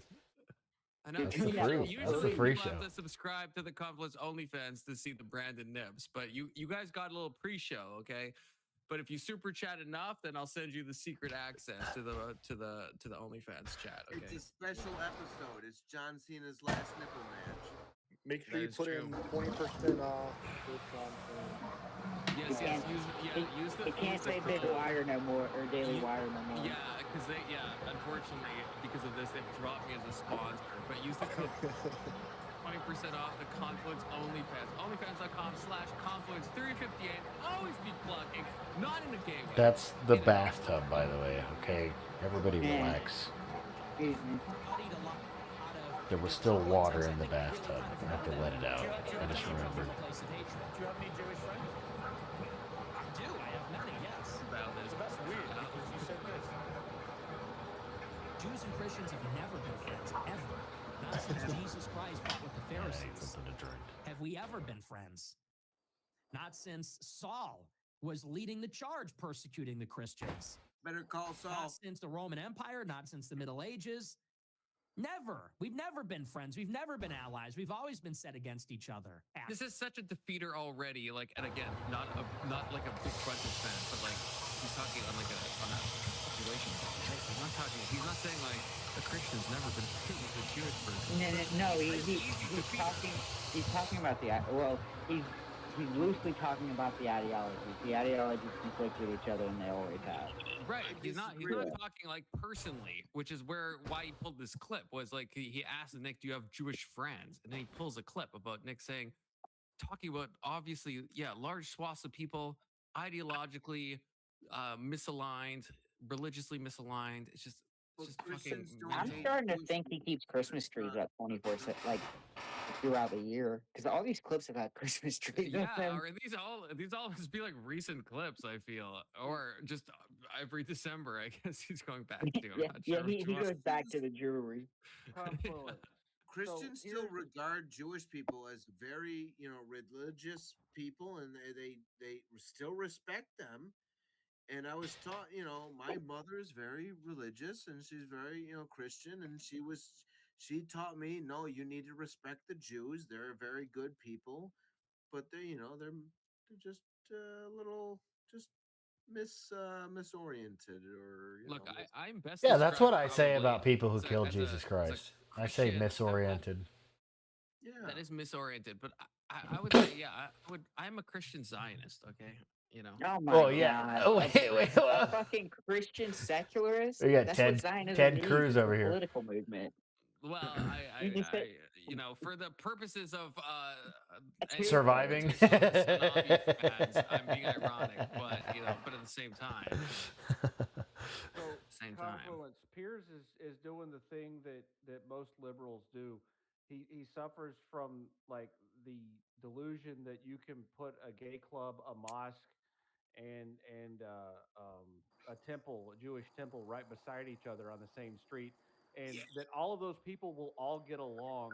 And they'll fuck too. To Somebody learn will. more about each other, and we'll all kumbaya together, right? I'm sorry, Anson, are you not familiar with a completely coherent group called Queers for Palestine? Yeah.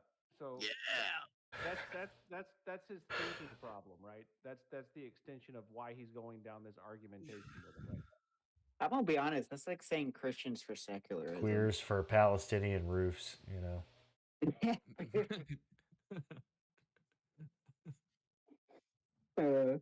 Actually, on that note, and even here in the United States, communist Jews who were the architects of both communism and the civil rights laws that are dispossessing white Christians of their land and civilization.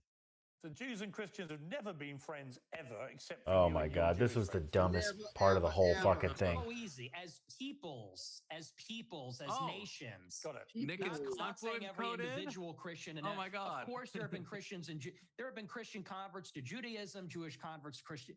You're nodding your head, but you're asking this. I'm saying as peoples, they've never been aligned. As a Roman, I'm a Catholic like you, and I have many Jewish friends. I'm just trying to compute. That explains a lot. I'm just trying to compute, mate. You have Jewish friends. I have Jewish friends. We're both Catholics. Therefore, we're Christians. Sort of doesn't really quite add up. What a fucking idiot. As peoples, there has been an historical antagonism as peoples. And you could even say the same about blacks in the United States. Of course, there were black and white people that were friendly with each other, but in many ways, they were set against each other as groups. And I think that's easy enough to understand. The reason that many people think you're anti-Semitic is that we're just going to pull his comment up. I don't know what it means, but it seems like anti-Anson. So. And in particular, the number of Jewish people who were murdered by. Oh, this is my favorite part, dude. It's been said that you believe no more than 700,000 killed. And I'm going to play you this clip. Oh, now people we're talk about, what about the gas chambers? Well, to the extent that that's real, I find that hard to believe. But to the extent that's real, there have been atrocities committed and genocides committed in all times and all places. Okay, see that, and I hasten to ask the panel this because I feel like this Don't topic does ask. move into Theo's territory. But I want to point out Nick did say he finds it hard to believe that gas chambers were a thing. Okay, so that's a key thing, right? That's not saying the numbers are a bit less. That is like that is denying. And again, I don't necessarily. I guess if you disagree, I'm not sure. I'm not sure. Well, I do. I personally want to hear it, but Confluence How many 358 Jews on do you think? Discord, but maybe not now. But How many Jews do you think were killed? I mean, I don't. There's got to be more than 5, right? Confluence. More than I mean, 5. I don't want to pull a Sneeko, but I don't disagree with the official numbers. But I don't mean that in like a dog whistly kind of way. Like I'm kind What of about like all those shoes? I'm not super red on it, so like Shoes, I'm like, okay, lampshades, cigarettes. I mean, dude, it was bad. Yeah, I mean, I So, would say 6 quadrillion. yeah, I think that's a safe 6 So, to 8 gorillion then easily. I would say that you would believe in the gas shower. Oh, I definitely do. Yeah, no. To be very clear, I definitely like that's where I leave Nick. I definitely I like if the number like I know this is I'm worried about saying this, but like could the number be 4 million? Could the number be 3 million? Sure. Not in a dog whistle way, like actually for real. Like I don't know. Yeah. But I do I think there were gas chambers. I think Jews were, was there any G-sided. Was there any people that came forward, any people on one side or both sides that said yes, there was gas chambers? That was there any survivors or people that worked there as a Nazi that said yes, there was gas chambers? Both sides. They also have their shoes. And it's proven there was gas chambers that killed lots and lots of people. Well, that's what that. I mean, I don't. Yeah, I mean, Well. shower. Fuck off, Doomerang. I feel like I'm getting in trouble for laughing at your fucking shit. Oh no, I'm not being funny. No, not you, Doomerang, with this shower head fluids comment. Oh shit! Okay. Sorry. And his wooden door with glass window. Whoa, relax, dude. The people who built the railway cannon, okay, definitely didn't put a wooden door on a gas chamber. Okay, chill out. To be fair, what group doesn't get pointed out in that 6 million numbers? The gypsies. Nobody cares about the gypsies. That's fair, but that's still that remains true to this day. Has taught me that is a slur. You should say Romani people, the Romani people. Yeah, but people but even progressives don't care about gypsies, so everybody lets it slide. I've never heard them. That still remains true to this day. Nobody really cares about the gypsies. Romani is true to this day. I think you meant to say. I'm a retard. This Romanery is really getting out of hand.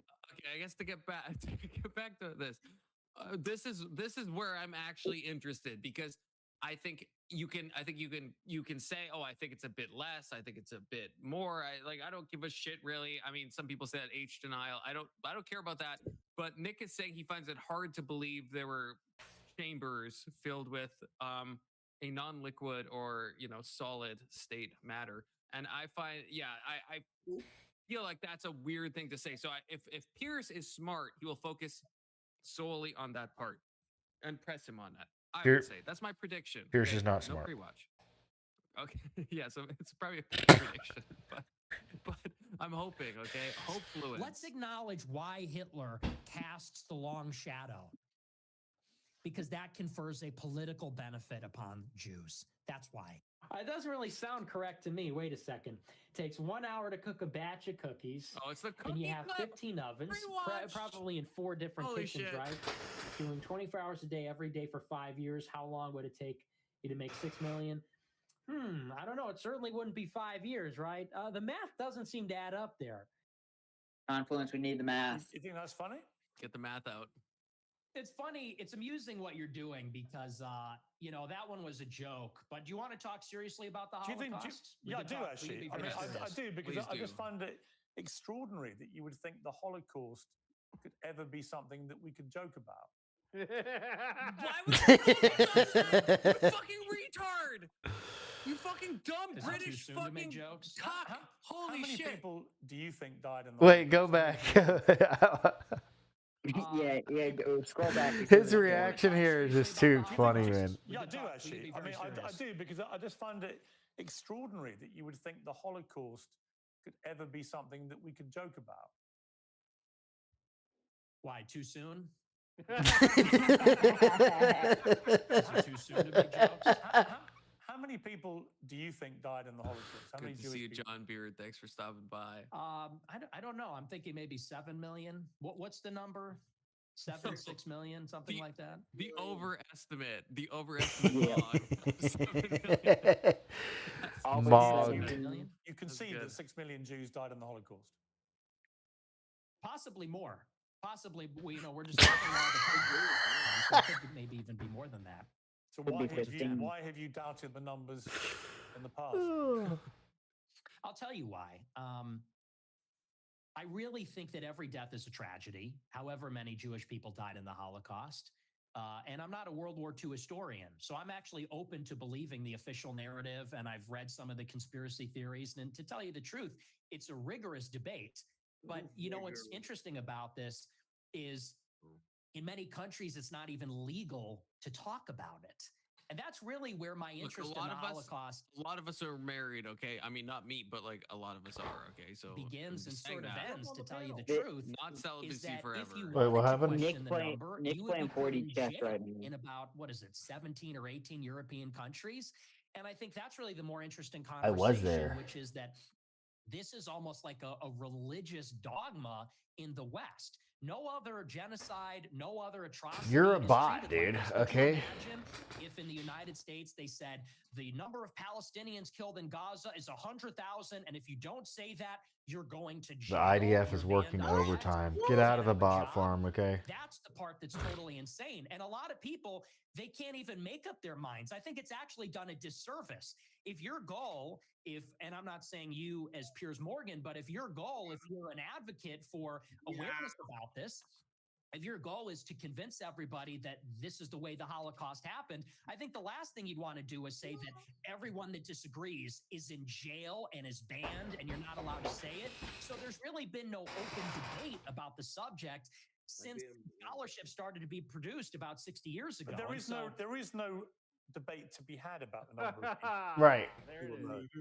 Even the okay, I guess this is what Nacho said, that Pierce is not smart. Like there was so much more things to push on in that clip. There's so much more things than this fucking pearl clutching. There's so many things. He literally says he finds gas chambers hard to believe. Why not just ask him about that? Just what do you think about that? That's maybe it's gonna happen, but like this like fucking the number game. Like why? That's like the weakest thing in the whole Fuentes clip. If you notice, I don't know if this happens later, but Piers Morgan starts throwing in the F word because he wants to sound cool. Just look out for that. But I have to bid you farewell. I have drinking too much, and I'm getting out of here. I couldn't notice that at all, Brandon.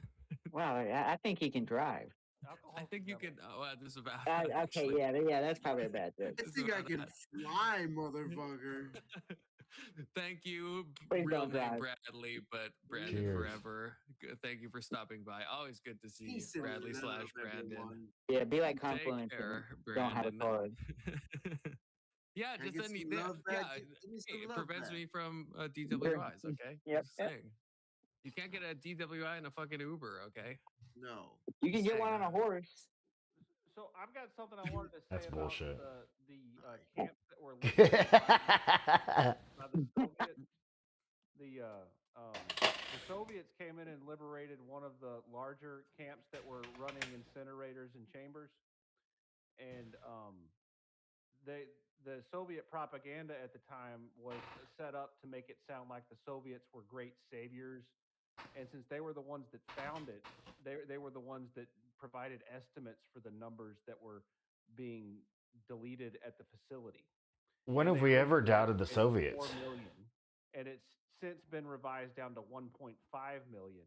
But that didn't change the estimates that were originally used for the numbers that everyone quotes now, the 6 million number. So it's actually like if you just look at the numbers where they were sourced originally, and whether or not they were changed after they were sourced originally by the obvious propaganda of the Soviet Union, like you'll come to a conclusion that's a lot different than the number that's bandied around. Well, that even took them a while to give him that number. The first number was the Red Cross, and that was like 271,000.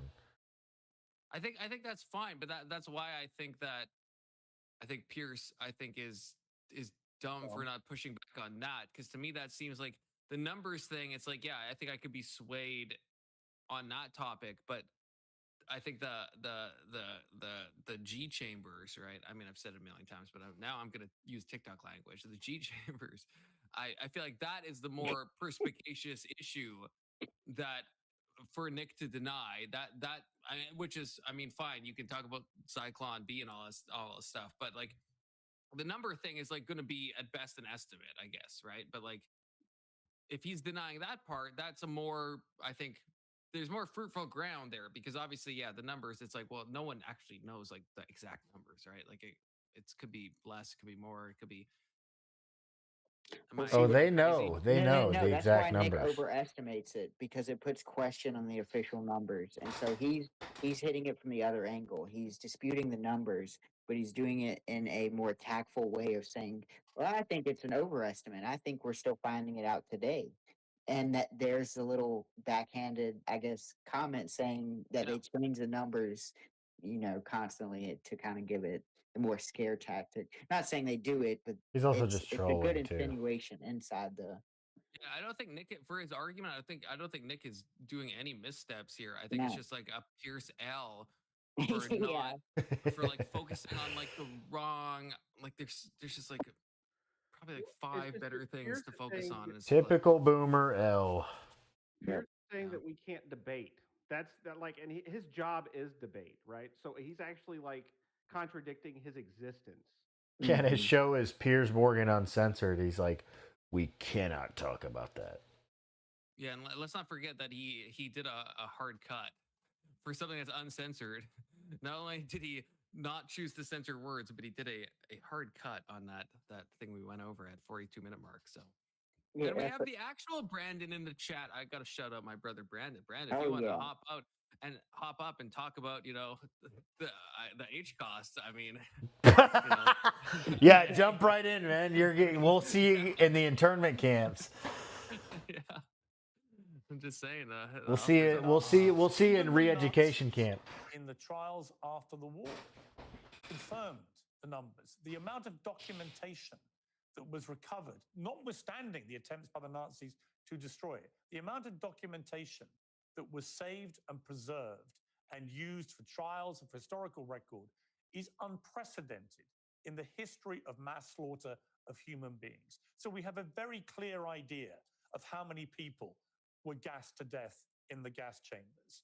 We have a very clear idea of how many were starved to death, were kept in ghettos, died of disease, of forced labor, of death marches. We know how many Jews were slaughtered. It's at least 6 million. What's interesting to me is that you appear to said now 7 million. Wait, are we including disease? That seems a little bit of a stretch. That's always what it's. They've always included that. I don't know. I don't know if that's wrong to include that though, because if you are putting someone in a supreme caloric deficit and then they like die of like typhus or something, then it's like, yeah. But well, typhus. The soldiers were dying of typhus. I was going to say, but what happens if they die of a disease, right? Because they're in like a starvation situation, right? Then it's like, I think that's. Yeah, but what if they died of AIDS? I don't think we can have this conversation on YouTube. Yeah, you're probably right. Yeah, my bad. I apologize. To give an analogy with Mao, the numbers. I was in a talk with somebody, with Ivor. I mean, some of you know Ivor, Big Soda. You know Ivor. I was in a talk with him about how many people Mao was responsible for, and he's like, "Well, how many actually died of starvation?" And we're kind of like going back and forth on what that means. And it's like, I think what I would say is like, if you don't have to die necessarily from a caloric deficit to die from starvation. If you're if you're in a situation where you have a lack of micronutrients and you die from, let's say, an iron deficiency, that is still counted by like the UN. I don't like the UN, but count it as starvation. And I think it should be because you're depriving people of it. So in the same way, I think if you're putting someone in a situation where they die of a disease and you're putting in that situation where they would die of that disease. Are we also counting AIDS into that disease category? I don't know if many of the the camps had. Yeah, I don't know if there's a big AIDS outbreak. I was referencing, I guess, your Mao example.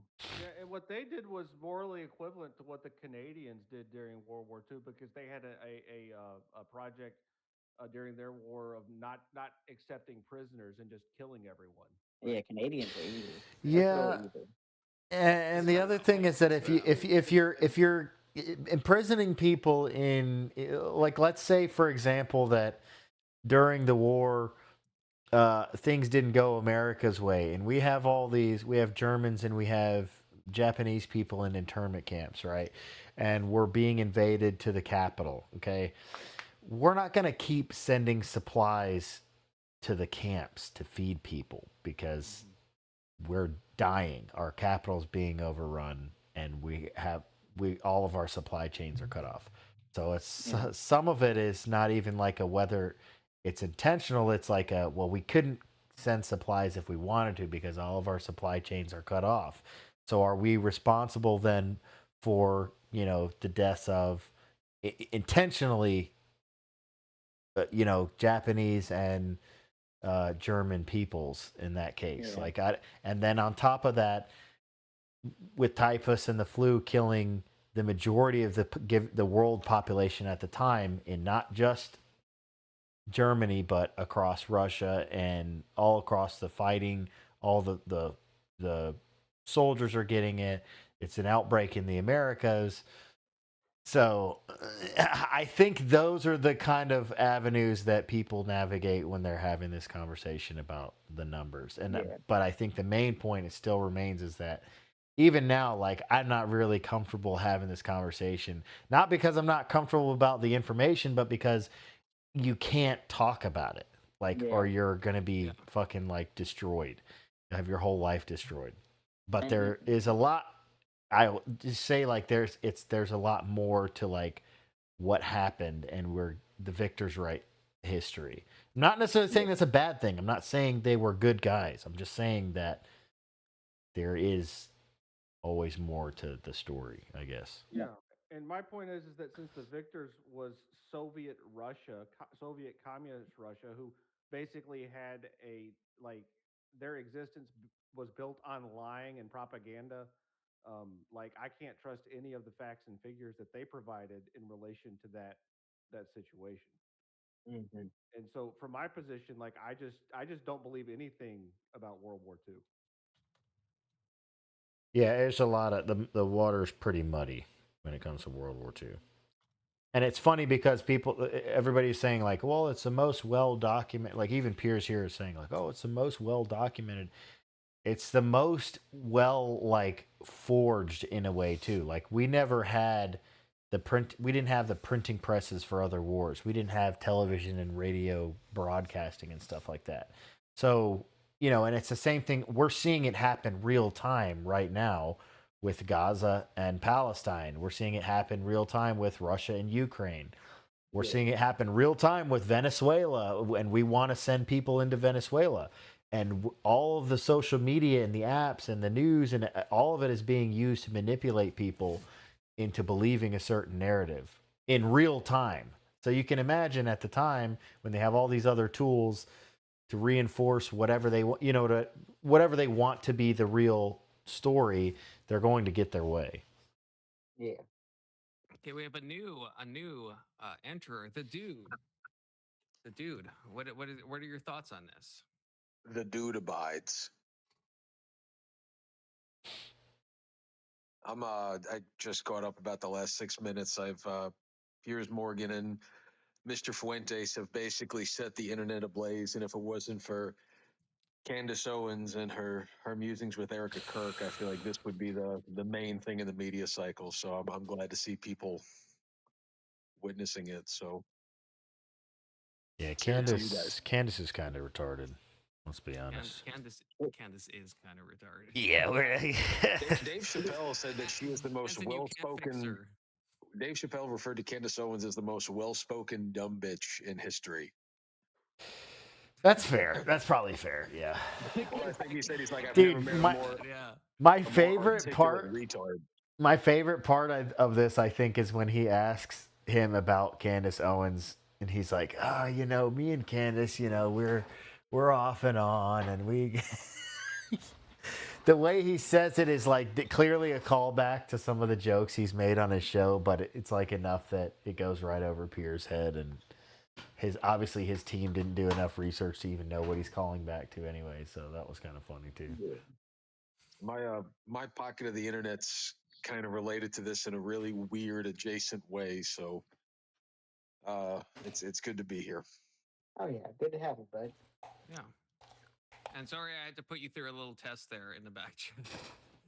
No, man, my pocket of YouTube is no different. We've been porn bombed, and everyone's been doxxed to high holy hell. And okay, so yeah, you know what it's like. Okay, just I don't want to make people feel uncomfortable, but it's one of those things you just have to do. So I used to be one of those guys. He's such a nice liberal Canadian man.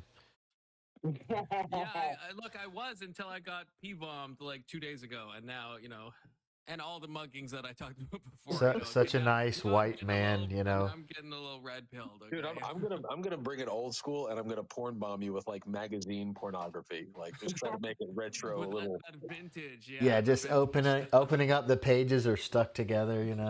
Hold on, I'm trying to bomb you, but I can't get the pages apart. Oh, why is there an ad for Polo Sport men's cologne from 1999? Hey, can you zoom in? I just want to read the articles. Like, can you zoom in a bit more?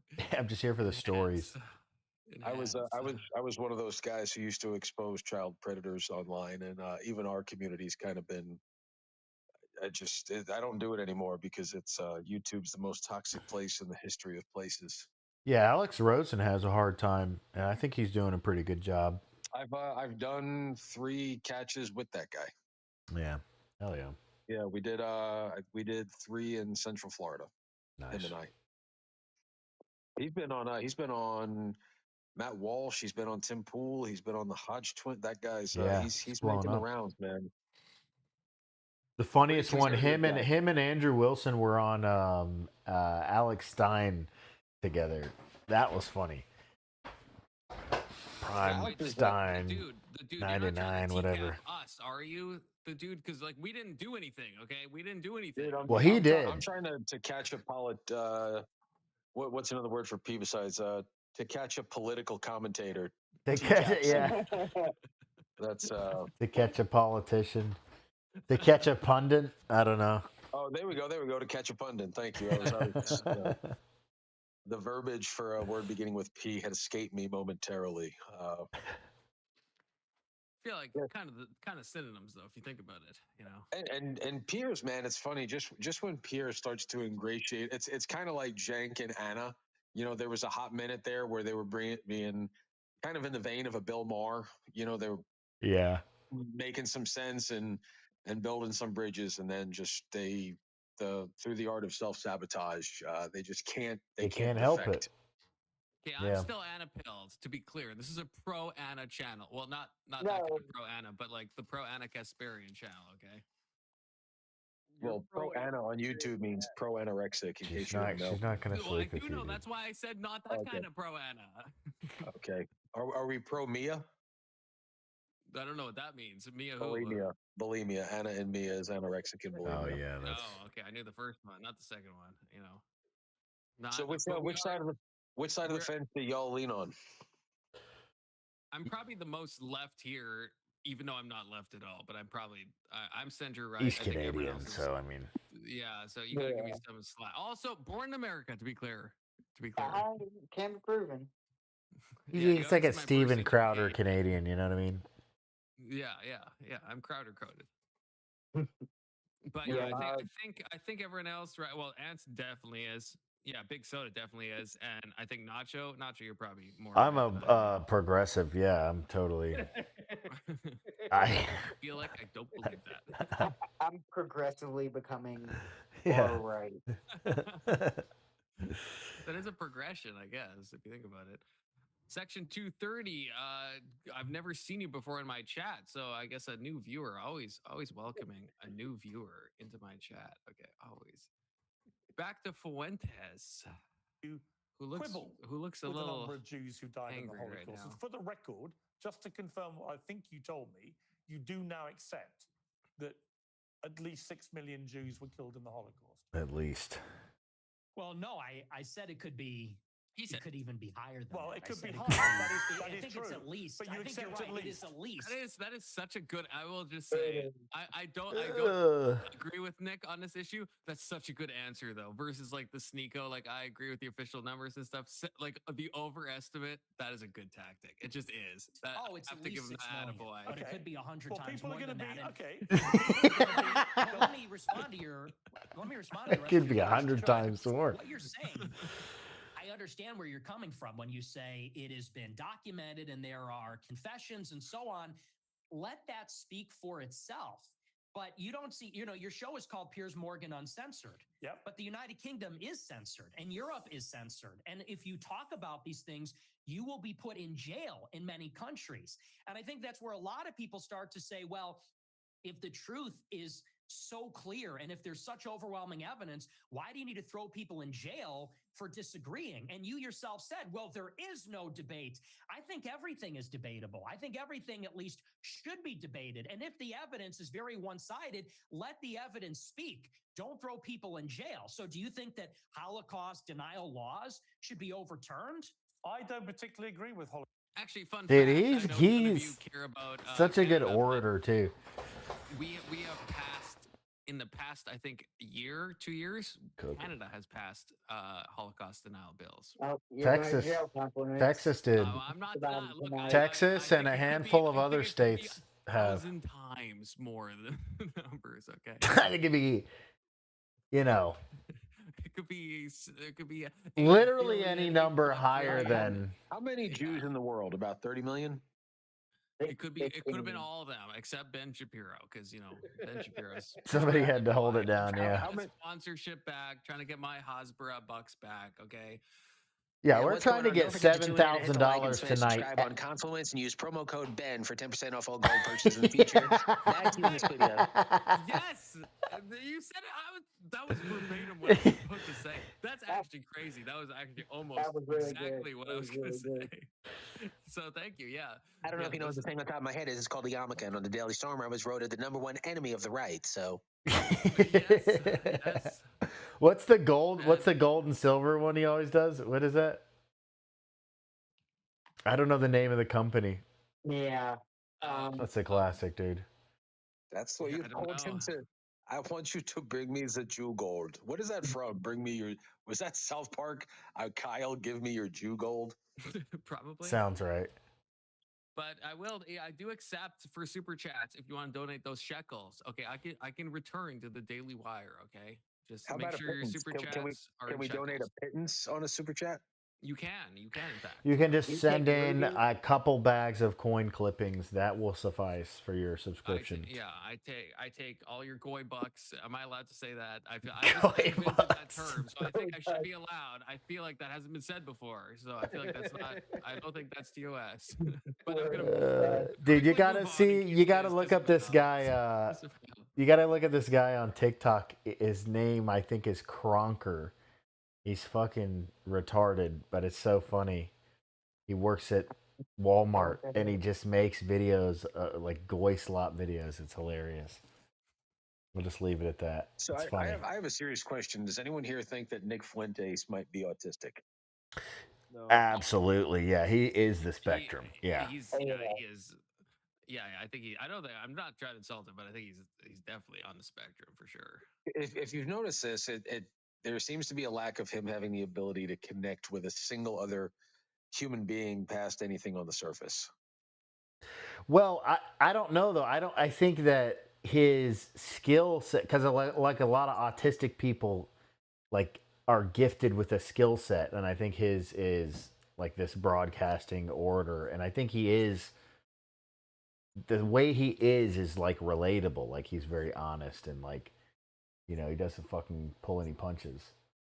So I mean, I think I see like he's not relatable in the sense of like his lifestyle and like how, you know, he's like banned from banking. He has like no friends in real life. He's like, you know, he hasn't gotten married yet. He's 26 or 27 or whatever.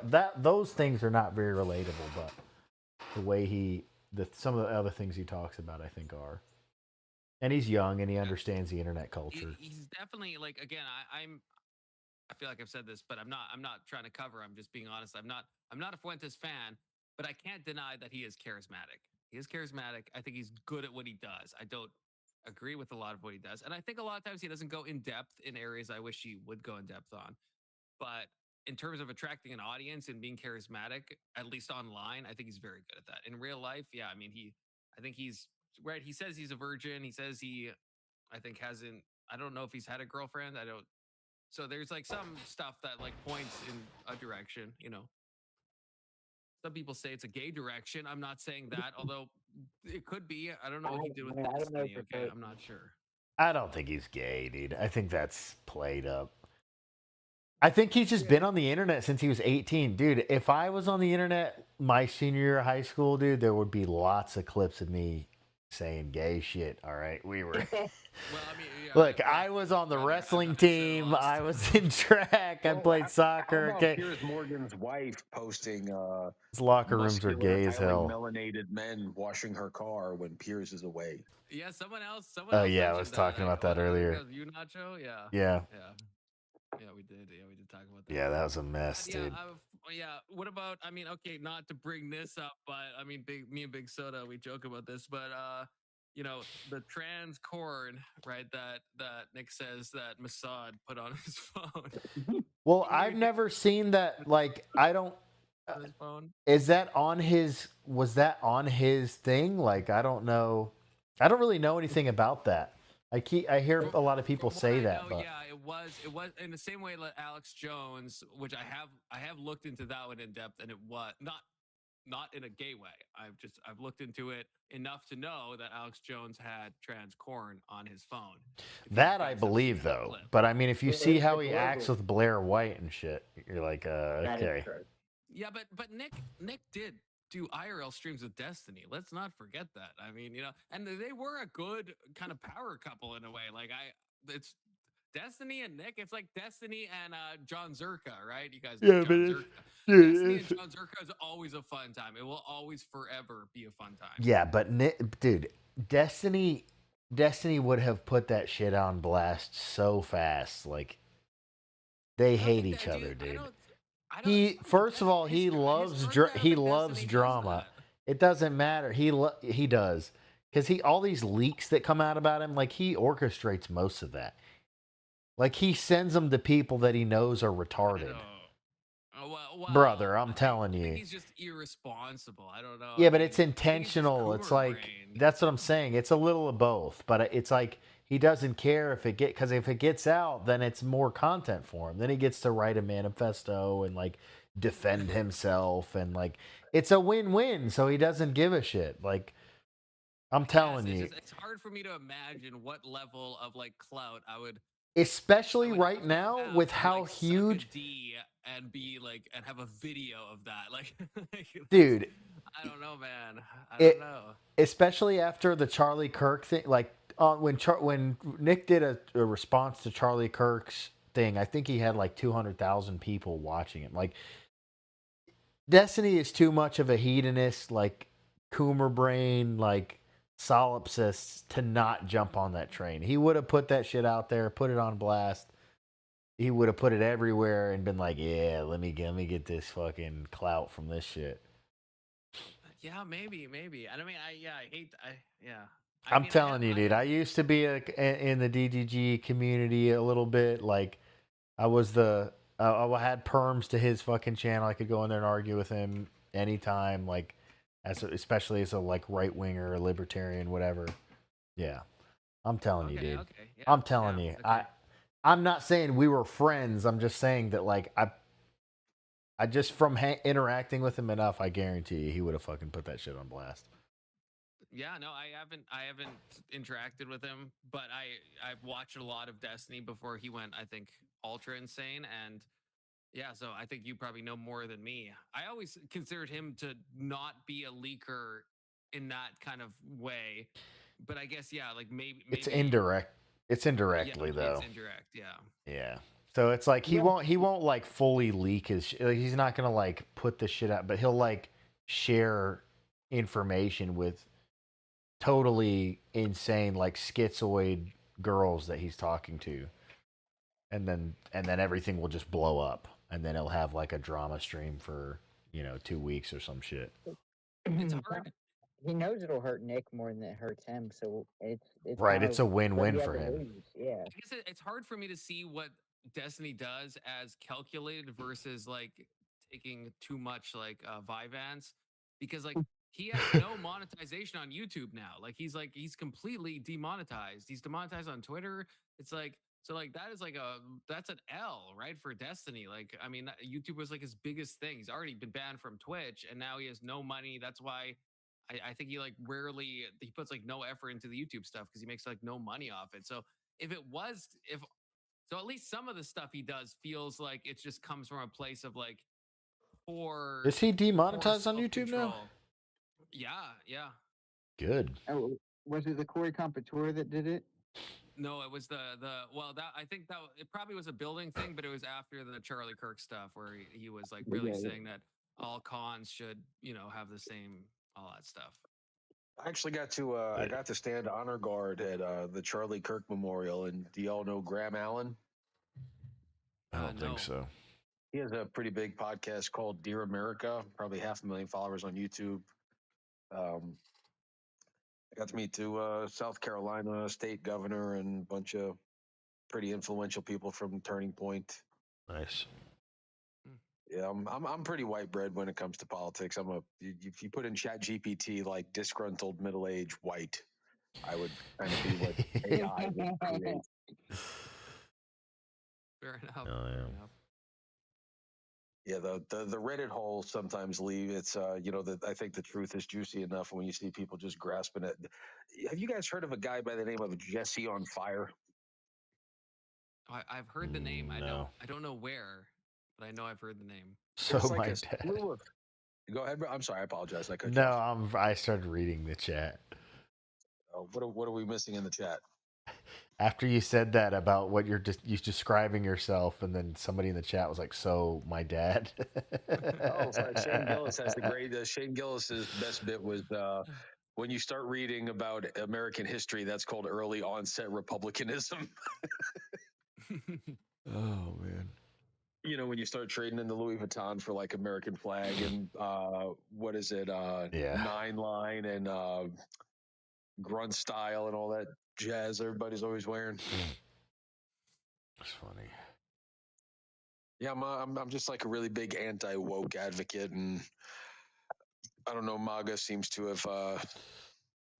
It's There's been gay. a couple of weird pivot points this year that I don't really.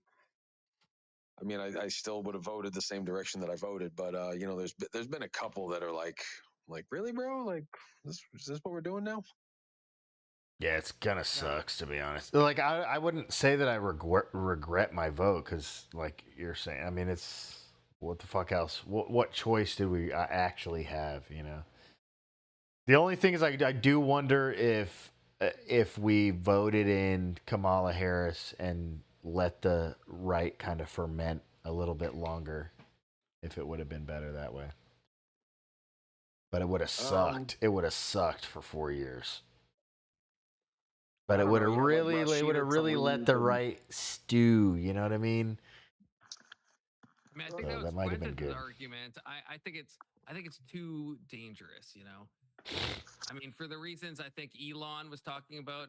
I'm not a big Elon fan anymore after the H-1B stuff that he did, but and for other reasons too. But I think I agree with him that I think it's when he said that this could be the last election, right? And when he went on Tucker, he clarified to say like the amount of immigration, right? There's a level that you do where it's like Republicans are not going to win another election. And I don't know if how true that is, but I feel like it's at least hypothetically true, where it's like if we have 4 more years of lax border control and like the asylum process being abused, then it's like, well, where are those votes going? And then, so it's like, can we stand to take 4 years off and then hope that everyone comes to their senses, or would that be like a terrible gambit to actually do, you know? So, what's your take on Nick Fuentes like clamoring for more whiteness in America? Yeah, I'm not a huge fan. I'm more of a, like, I would say I'm a Western chauvinist, to use like the Gavin McGinnis kind of style of talking.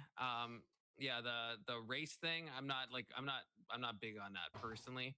I want people in America that have a cultural identity, right? And to me, I don't care. I mean, I've met Indians that are like all for America and are Christian and so I don't care really about that, right? I care more about culture, I would say.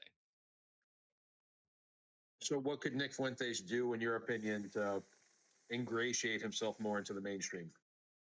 I think he should stop using the word jewelry, even though he can punt, even though I understand it has historical precedence, it just hits my ears in a bad way. I think it hits other people. I think he should focus less on race and more on the cultural thing, because I think that's a way, at least even from like a power level thing, which I'm not doing that, but I'm saying I think when it hits my ears, the way Fuentes talks, so it does like sting a bit.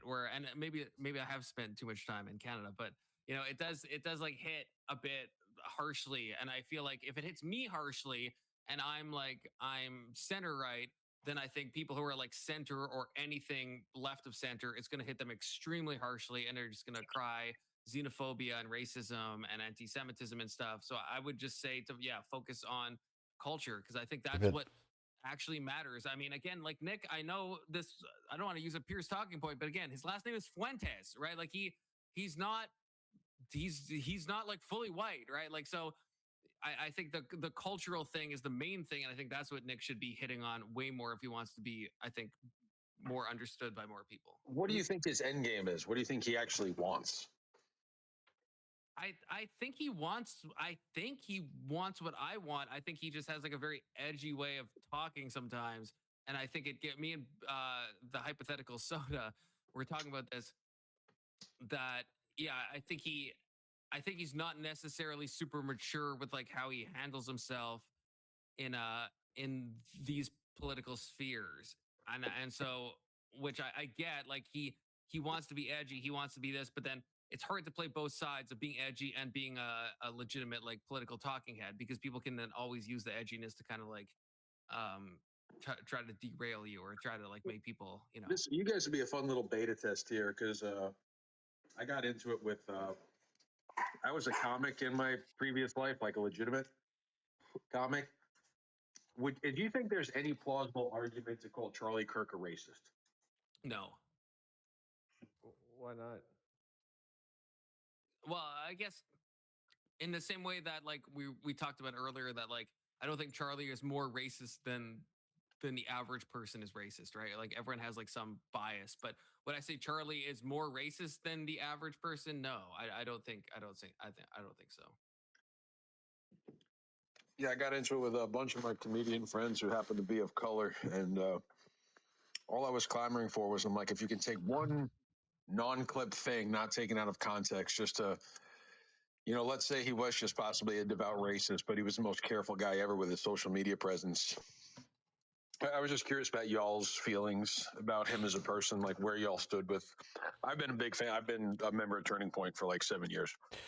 Well, that's what I think. What's interesting about that, though, is that when you're saying earlier, you're like, well, I think Nick should focus less on race and blah, blah, blah, because people will just weaponize it against him and bludgeon him over the head with those statements and stuff. Well, they're doing that to someone like Charlie Kirk anyways, as careful as he was. They're doing it to Trump. They're doing it to moderates. They're doing it to anyone who's center Right. They're doing it to white people who are liberals and progressives who advocate for those things, but maybe they just have a misspeak or they're not clear on how they want to say things, or they're doing things in a way that like somebody else is seeing as a microaggression that makes them racist. So it's like, at what point do you just say it's time to take your own side? Like it's like there's 6% of us in the global population. At what point is it okay to be like, actually, I'm fine with, whatever. I don't really give a shit. If you're going to call me that anyways, regardless of whatever my beliefs are, then I don't care anymore and I am going to take my own side. I guess it depends on like what I guess the proportions are of like left, right, and then like center. Because so for me, 100%, I would vote Charlie Kirk for president, but I would not vote Nick Fuentes for president, even though I'm like. What would you vote right. Nick Fuentes for? I don't know, maybe some local thing, possibly. I'm not sure. Definitely not president, because again, the anti-Semitism stuff and the race realism stuff, it hits too hard, even for me. And I'm on the right, but again, I'm center right. There has to be other people. Like I hear what Nacho is saying, that like, yes, there are people that, yeah, the left side is like, celebrating Kirk's death, like especially far left, right? And like, but I don't know if that like I don't know. That's why I brought up the proportion of like I don't know what people are kind of on my side where they kind of like think like a Wick type where it's like Wick is like I don't know if you know. Do you know what Wick is? He's like he's a progressive. Are you talking about the panel guy? Yeah, but he's totally a progressive. He's not center at all. Well, no, he's not. But I'm saying he entirely condemned Charlie Kirk's death and everything. That's just a display. Camp. I don't believe most of them, to be honest. I don't. Yeah, I've talked. I don't know. Yeah, maybe. I don't know. I've talked to Wick a lot. I feel like I do believe him. I mean, I saw him when Corey was killed. I saw him. The firefighter. The firefighter. I saw him talk off panel with Destiny and tried to bring Destiny back and try to say this, what you're doing is disgusting. I don't think that was just performative. Yeah, that was I saw that. Random, that wasn't even on his panel. That was just like a random little conversation they had. I don't know. I mean, it could all be performative. It could be, but I think it's not worth finding out. It's like that's the thing. It's almost like what they were talking about earlier in the panel, where it's like some of these people are going to be offended when you basically exclude them or you dismiss them because they maybe aren't bad, but I'm not gonna wait around and figure it out. You know what I mean? Like, right, but I guess what I'm asking is like from a real politique point of view, like just from a purely strategy, I guess like how many people would you estimate are like me who would vote for Charlie Kirk but would not vote for Fuentes? Even if I'm wrong in that, like what percent of the population? If Nick Fuentes was running against Ilhan Omar or Rashida Tlaib or Gavin Newsom, who are you voting for? Oh, easy. Well, yeah. I was asking the gentleman who said that he would not vote for Nick Fuentes. Well, yeah, but I'm comparing him to like, let's say Anna Kasparian, who was running for president. So confluence. I think that you've got the same problem that a lot of people do, which is that if people say things that are edgy, it like makes you feel uncomfortable because I disagree. I'm a Sam Hyde fan. I am totally fine with Edge. No, it's fine. It's fine. You're a liberal. Charlie Kirk was a liberal too. How many liberals like Sam Hyde? Okay, just let's be real. Who's the moron talking right now? Who's the low IQ gentleman that's actually like emerging from the abyss right now, just trying to use hyperbole and incendiary? I was very specific with my words, asshole. Okay, low sperm count guy. That's cool. Attack me to make yourself feel better and don't say anything of consequence. Please continue. I will continue to wax poetically. In a battle of wits, you're an unarmed man. Thank you. Tell me more about how you don't have anything substantive to say. I'm suddenly very interested in the Anson versus the dude. Yeah, I want to see which kill each other. Keep going. As a Canadian, you can't say that. Can't say what? No, I was talking to Confluence. Well, when he says Charlie Kirk's a liberal, like that's just objectively that's a low IQ statement. No, it's not. Yeah, I was I talking don't to Confluence. I don't view liberalism in the sense that modern people do. I view liberalism in the sense that he's a post Enlightenment thinker, and he thinks that hierarchies are less important than they should be. And I disagree with that. I view most people in the West as liberals, and I think that's part of the reason why our society has degraded. From my perspective, I am correct. Are you like one of those faux alpha guys who like speaks really good behind like a crispy microphone, but like you can't do a push up? I'm kind of getting that vibe from you. I have no idea what you're talking about. I've been accused of many things. Being inarticulate is not one of them. I'm pretty sure that I articulated myself fairly concisely and precisely. I don't know what a pro alpha guy is. Like, I said faux, F-A-U-X, faux. Okay, now I understand you. Like I still a faux alpha guy. I don't know if I am a faux alpha guy or not. I've never heard that term before. Would you say that you hold what one might consider to be athletic prowess? No, not okay, now. that's the vibe I'm getting from you. That's I'm a little soft now. I haven't always been. I got divorced a couple of years ago and stopped working out afterwards, and it's actually something that bothers me a whole lot. I'll probably remedy soon. I hope that you do, sincerely. Like internet beef aside, I do hope that you get that. That just seems to be there's a certain type of person that I talk many times on the right, and it's in the vein of that coffee and cars guy. I forget the guy's name, the bald guy who was getting cucked. What was his name? Which one? You remember him, like the fake alpha men driving cars, the bald guy. Jack you know Murphy. Who I'm talking about. I'd be Jack lying Murphy. If I said I knew. Jack Murphy was the guy who went on Tim Pool all the time, and he had like the gray strip in his beard or whatever. Yeah, bald guy. Yeah. I don't know if that's the same guy, but he also is one of them. The bald guy with a beard thing on the right now is just kind of getting overplayed. I feel like if you have a beard and no hair and wear a flannel shirt and you're not a lumberjack, that's stolen valor. That's fair. Okay. Yep. No, just so when you say Charlie Kirk's like someone like Nick Fuentes, I meet some really far right people who will, when they start calling other people liberals, I'm like, the right is just absolutely cannibalizing. I mean, I don't even necessarily disagree with what he's saying, though. Like in terms of like what an actual right wing position is, like, or what a conservative should be or originally was, like from a Christian nationalist position.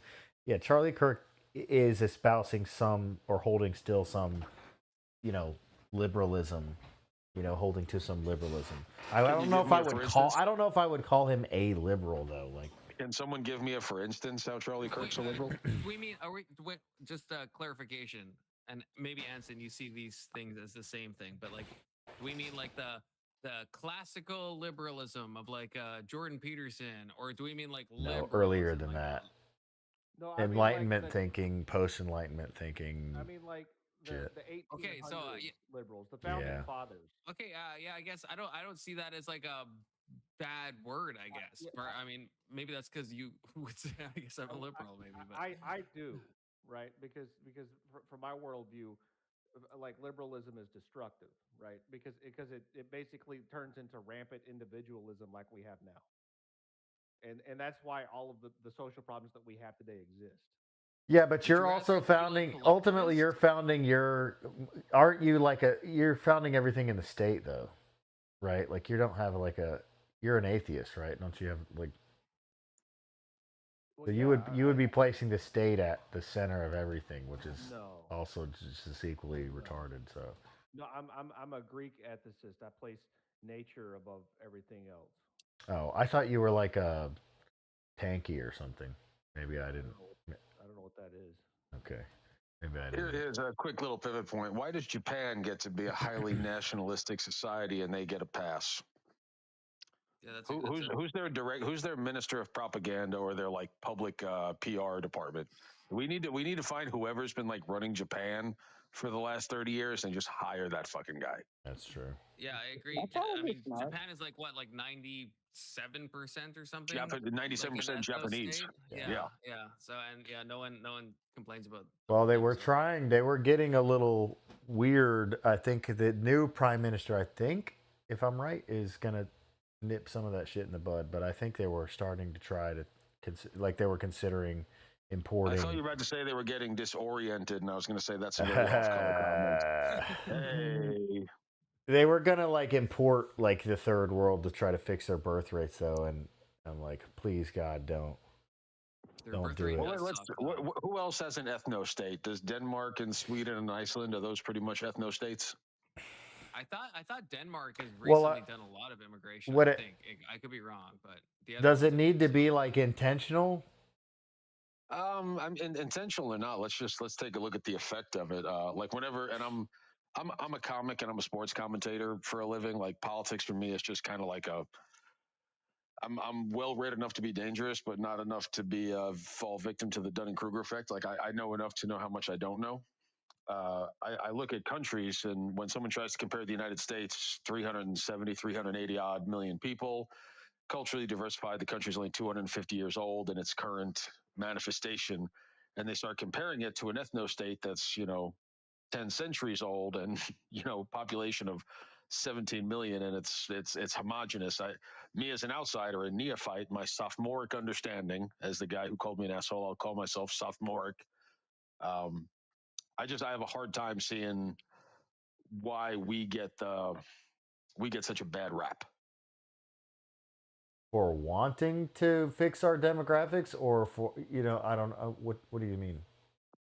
Well, I mean, why do they all get a pass? There's why are they allowed to be an ethno state, even if they have a liberal government? And I know enough about like Denmark and Finland's tax system, how it's highly social. I know the broad strokes. Don't ask me a single political leader or any policies. I just know that most things are government subsidized and socialist, from their medicine to their college system to their housing. Why do they get and here's the other thing I just look at is, England and France were pretty vocal in their anti-Islamic sentiment with the immigration crisis, and I don't feel that either of those two countries got a tenth of the backlashes we're getting right now in Minneapolis. I'm just looking at the double standards. I mean, if you wanted an actual good example, then you would just look at Israel. To be honest, if we're looking for the best example, I'm talking about real countries. Oh, okay. That as long as that was a joke. I agree. As long as we recognize them, you almost triggered me. But I mean, their immigration is like as strict as you could possibly be. The land ownership. I mean, the restrictions they have on becoming a citizenship in the first place. I mean, they're going to be knocking at your door the day that your 6 weeks visa expires or whatever it is, 6-day visa, whatever. Like they're making sure you're getting your ass out. Like there is no illegal immigration. There's walls around the fucking country with barbed wire and manned guards and drones and the best technology and and I mean they're doing DNA testing to make sure that you have a right to be there or whatever. So it's like, I mean, why don't they get any shit? So, and I mean, maybe they're getting shit now on TikTok, but historically, do you know haven't. that Jews are one of the only religions in the world that try to tell people that they should not become a Jew? That's true. Same with them and the Baha'i. I feel like are the main like Islam religions. Islam. All you have to do is just say, "Hey, I'm Islamic," and it's like, okay, cool. Your name is Ali Akbar Shabazz Da now. They'll take anybody. You just have to say that thing, right? The thing they trick people into saying sometimes. Yes, that's and the Jews. So the Jooz, right? Everyone now. I never knew that Jews was a bad word, but now apparently Jews is a bad word. And again, it's like I'm an outsider. This is kind of y'all's domain of competence, so I'm swimming in deep waters here. I don't know about competence, but your domain of in Jewish waters, brother. Okay? Yeah, the waters of Jewry, if you will. Give them credit. They are some of the world leaders in desalination. I think our people in Michigan and Minneapolis could probably use a hand from the Jews. That's true. Where did Gaza get all their water from? Okay, desalination plants in Israel. Just saying. Yeah, and then we've got like fucking 5 Great Lakes up there, and people in Michigan are still drinking fucking death water. Yeah, that is a problem. I think we should just put fucking Shane Gillis, Andrew Schultz, Theo Vaughn, and Cat Williams in office right now, and let's just watch the world burn, but like have a good time watching it burn. I'm here for it. Yeah, I mean, That's your I would love terms Theo are Vaughn to give like acceptable. a State of the Union address. Yeah, look, guys, it's fucked up. Yeah, and some of the thing that's losing me on the right is like some like the academic right is just really painful to listen to sometimes. You know, just the like fucking James Lindsay. Yeah, that's a great example. And even Jordan Peterson has got a little retarded. I don't know what happened to him. He's just crying all the time. He's got all the drugs. I just found out JBP was in the ICU for like 3 months and just got released like recently. So the man is in, Yeah, I mean, I pray for him. Like I don't hate him, but it's no joke. I'm not sure why you're talking about me when I'm not there to defend myself. And bloody hell, it's no joke. I'm dead serious, bucko. And it's like, Look, I paid to see Jordan Peterson live, okay, and I will treasure that moment, okay. I will. I mean, I have 12. He's an elitist. 12 fellas. rules like, to life or that's whatever. what the right's missing. He had a genuine heart for people to find some sort of happiness or meaning in it. Like he was an elitist. I don't think there was ever a political opinion on him. He just saw what the liberal. I say this, and this is a me original. I said if a conservative falls in a hole, he or she will do whatever they can to try to crawl out. If a liberal falls in a hole, instead they just decorate. And I really appreciate Dr. JBP's musings and just his guidance for we're a country where men are just not men anymore. Yeah. Well, I see so many JBP fans. Say again. I'm glad to see that we got so many JBP fans because I was a huge fan of him.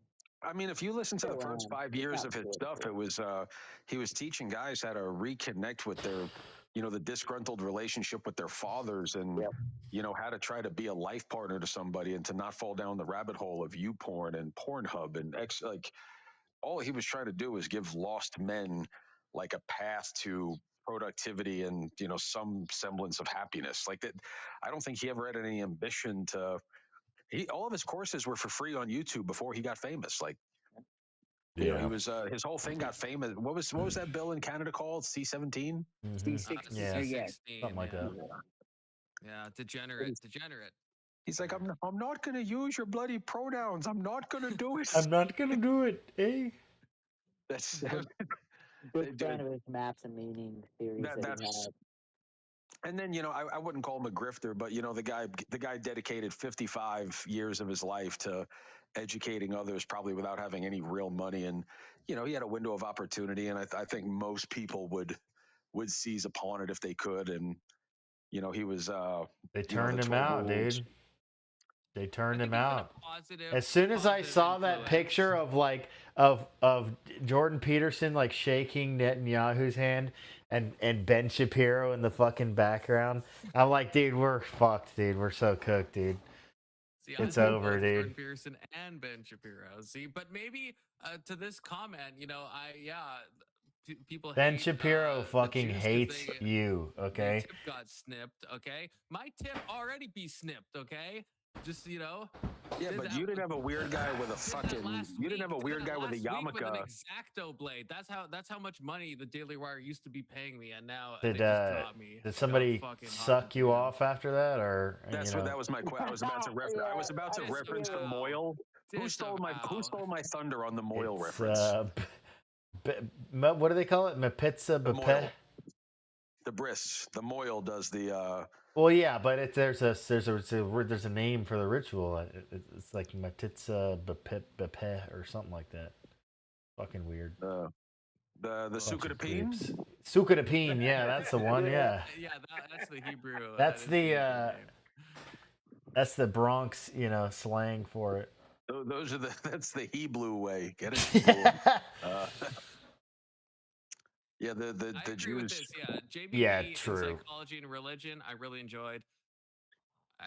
When he moves outside of that, it's a bit ultra. Well, religion too. I just don't. I don't like hearing him talk about religion. It's the same way that You know, especially in the setting, especially in the setting. Like me. No, dude, in the setting too of like at the Daily Wire where they're all and they have like 3 Jews and like 4 random like 2 guys who are like agnostic and like some other, and then Jordan Peterson and somebody else who's like a Protestant Christian, and they're like talking about the Bible and they're interpreting everything and they're like getting it, and it's just like none of you are even like none of you even believe this shit. Like what are we doing here? Unless you have Dennis Prager at the table. Okay? Fucking Dennis. Hey, dude. Prager, you put out some good stuff over the last decade. He did, yeah.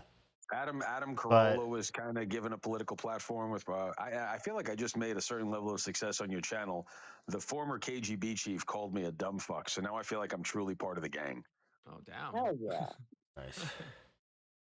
The Dennis thing that turned me off was when he had that interview and they were talking about shit. I can't remember what the guy said, but he basically was like, if you could give people like pedophiles like AI generated child pornography or something like that, you know, or something, is that like unethical or something, or does that go against your moral ethic or something? And he was just like, no, that's fine. And I was like, okay, yeah, we're not the same, dude. Like, we're not. Sorry, See, nope. I didn't even hear it that much. I heard the whatever interview it was where he said he was like pro pornography in general, and I was like, yeah, that too, yeah. Who I think that was the same interview. Oh, I'm glad I stopped watching it. Yeah, I'm just like it got worse. So you guys actually now you just dipped a toe into my field, like being a pornography. Oh, well, no, that's I got known on YouTube for hunting and exposing child predators and child pornography distributors. That's how I found it. That's how I made a platform on YouTube. And that AI thing was a big topic of debate, and my stance was very seldom does like a violent sexual assault, sexual assailant, you know, start with the act. It usually starts with pornography and then stalking, peeping Tom, then flat, and it never ends. Like there's no, well, you know, the end game is always the ultimate crime. Like that's and you probably know about that big the sting operation they did in, I think it was in the UK, but they've had another one, I think stateside too, where part of the way that you got into these big groups or whatever was that you had to provide some unique content. So you had to do something. You had to go out and peep on somebody, or you had to like harm your child, or take, you know, upload pictures of your own children or something. Like you had to have some skin in the game, like in order to be a part of this. Well, if you guys access really this larger catalog. If you want to truly be horrified, it's bad. Look up case law and look at the criteria that some of these images and these videos have to actually constitute what would be called child pornography. Like they set the standards so high. They actually have a rule, like if you have pictures of children, like for every one of a little kid in a bikini, there have to be 2 or 3 regular ones to. That's a rabbit hole. It's another conversation for another day. But I mean, it is if you actually read it is twisted how many things you can get away with that they don't call it CSAM, which stands for child sexually abusive material. That's the political term for. You could just say the acronym. I feel we're saying too many. Yeah, this whole fucking stream is getting nuked, dude. We're cooked after this. Are we not allowed to talk about these? Is this not? We can't, actually, no. Say essay. See, like try to use the most TikTok. Yeah, specifically around those terms. Specifically around those terms, yeah, YouTube hates it, even though it's not like TOS. It'll shadow ban the fuck out of you. Actually, this is a relevant question from my faithful subscriber, Testicular Johnson. Did you report them to police, or did you do vigilante justice and fuck up the investigations? What investigations? That's the problem. No, I'm being like facetious. Sorry, I'm not the answer for you, but I hate like seeing these kind of like comments, or like I get that people are frustrated that there's like a group of people doing this, but the fucking law enforcement is not doing it. They don't give a fuck. They don't. No, I but mean, you like, should, if you discovered that someone had CSAM, right, you would still report them, right? That is like due diligence. Unfortunately, that's the only thing now that they can really. So there used to be, it was child luring with the use of an internet device, lewd and lascivious, like the distribution of material. So to answer the question, yes and no. I was one of the earliest ones that was doing this. So back in the day, law enforcement was not involved with anybody really.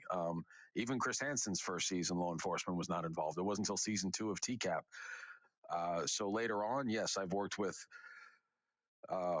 Florida State Police, South Carolina State Police, North Carolina State Police, but with what I would say is minimal levels of success. The DA in Asheville, North Carolina, just decided that they're like, we're not taking any cases from,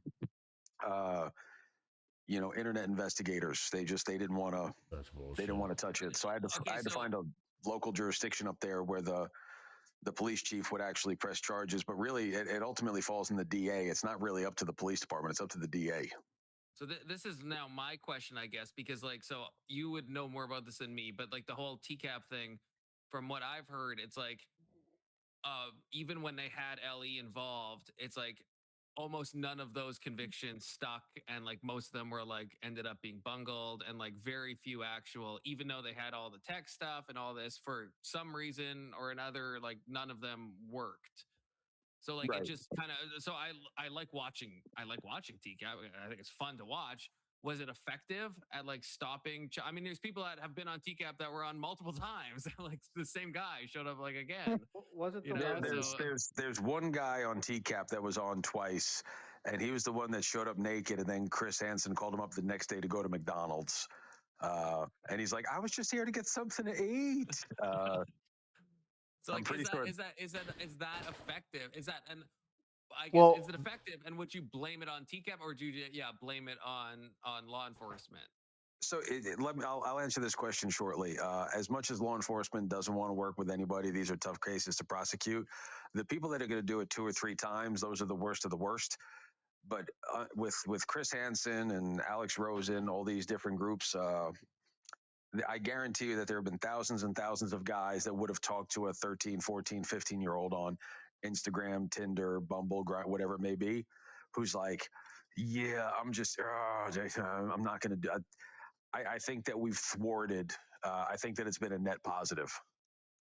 And even still, like, further than that, the other good thing is that it's putting these people in front of the camera, in front of the public, the court of public opinion. So even if the state wants to be a piece of shit and not investigate it, at the very least, maybe this guy's face is out there and people that know him or whoever, you know what I mean?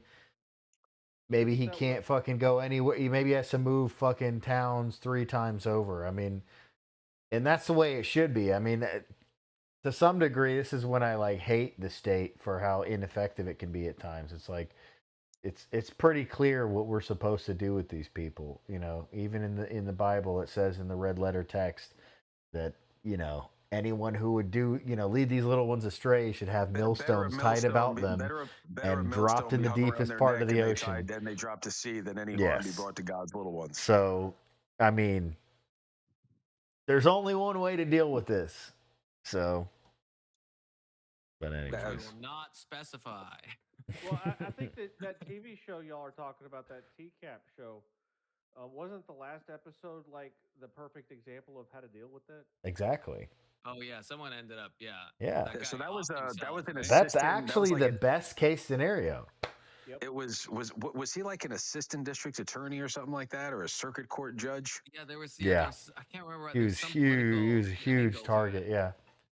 Yeah. Well, he decided not to go to the meet. So Chris, because the crime's committed when the adult asks to meet, like that's the set to meet is the crime. Actually showing up is there's no extra crime for being there in person.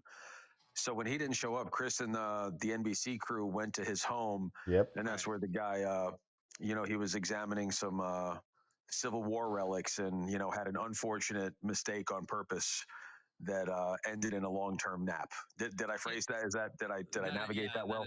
Yeah. You navigated that beautifully. Now this is Okay. this is a bit of a side question, but something I've always been curious about with TCAP, because so the actresses are above the age.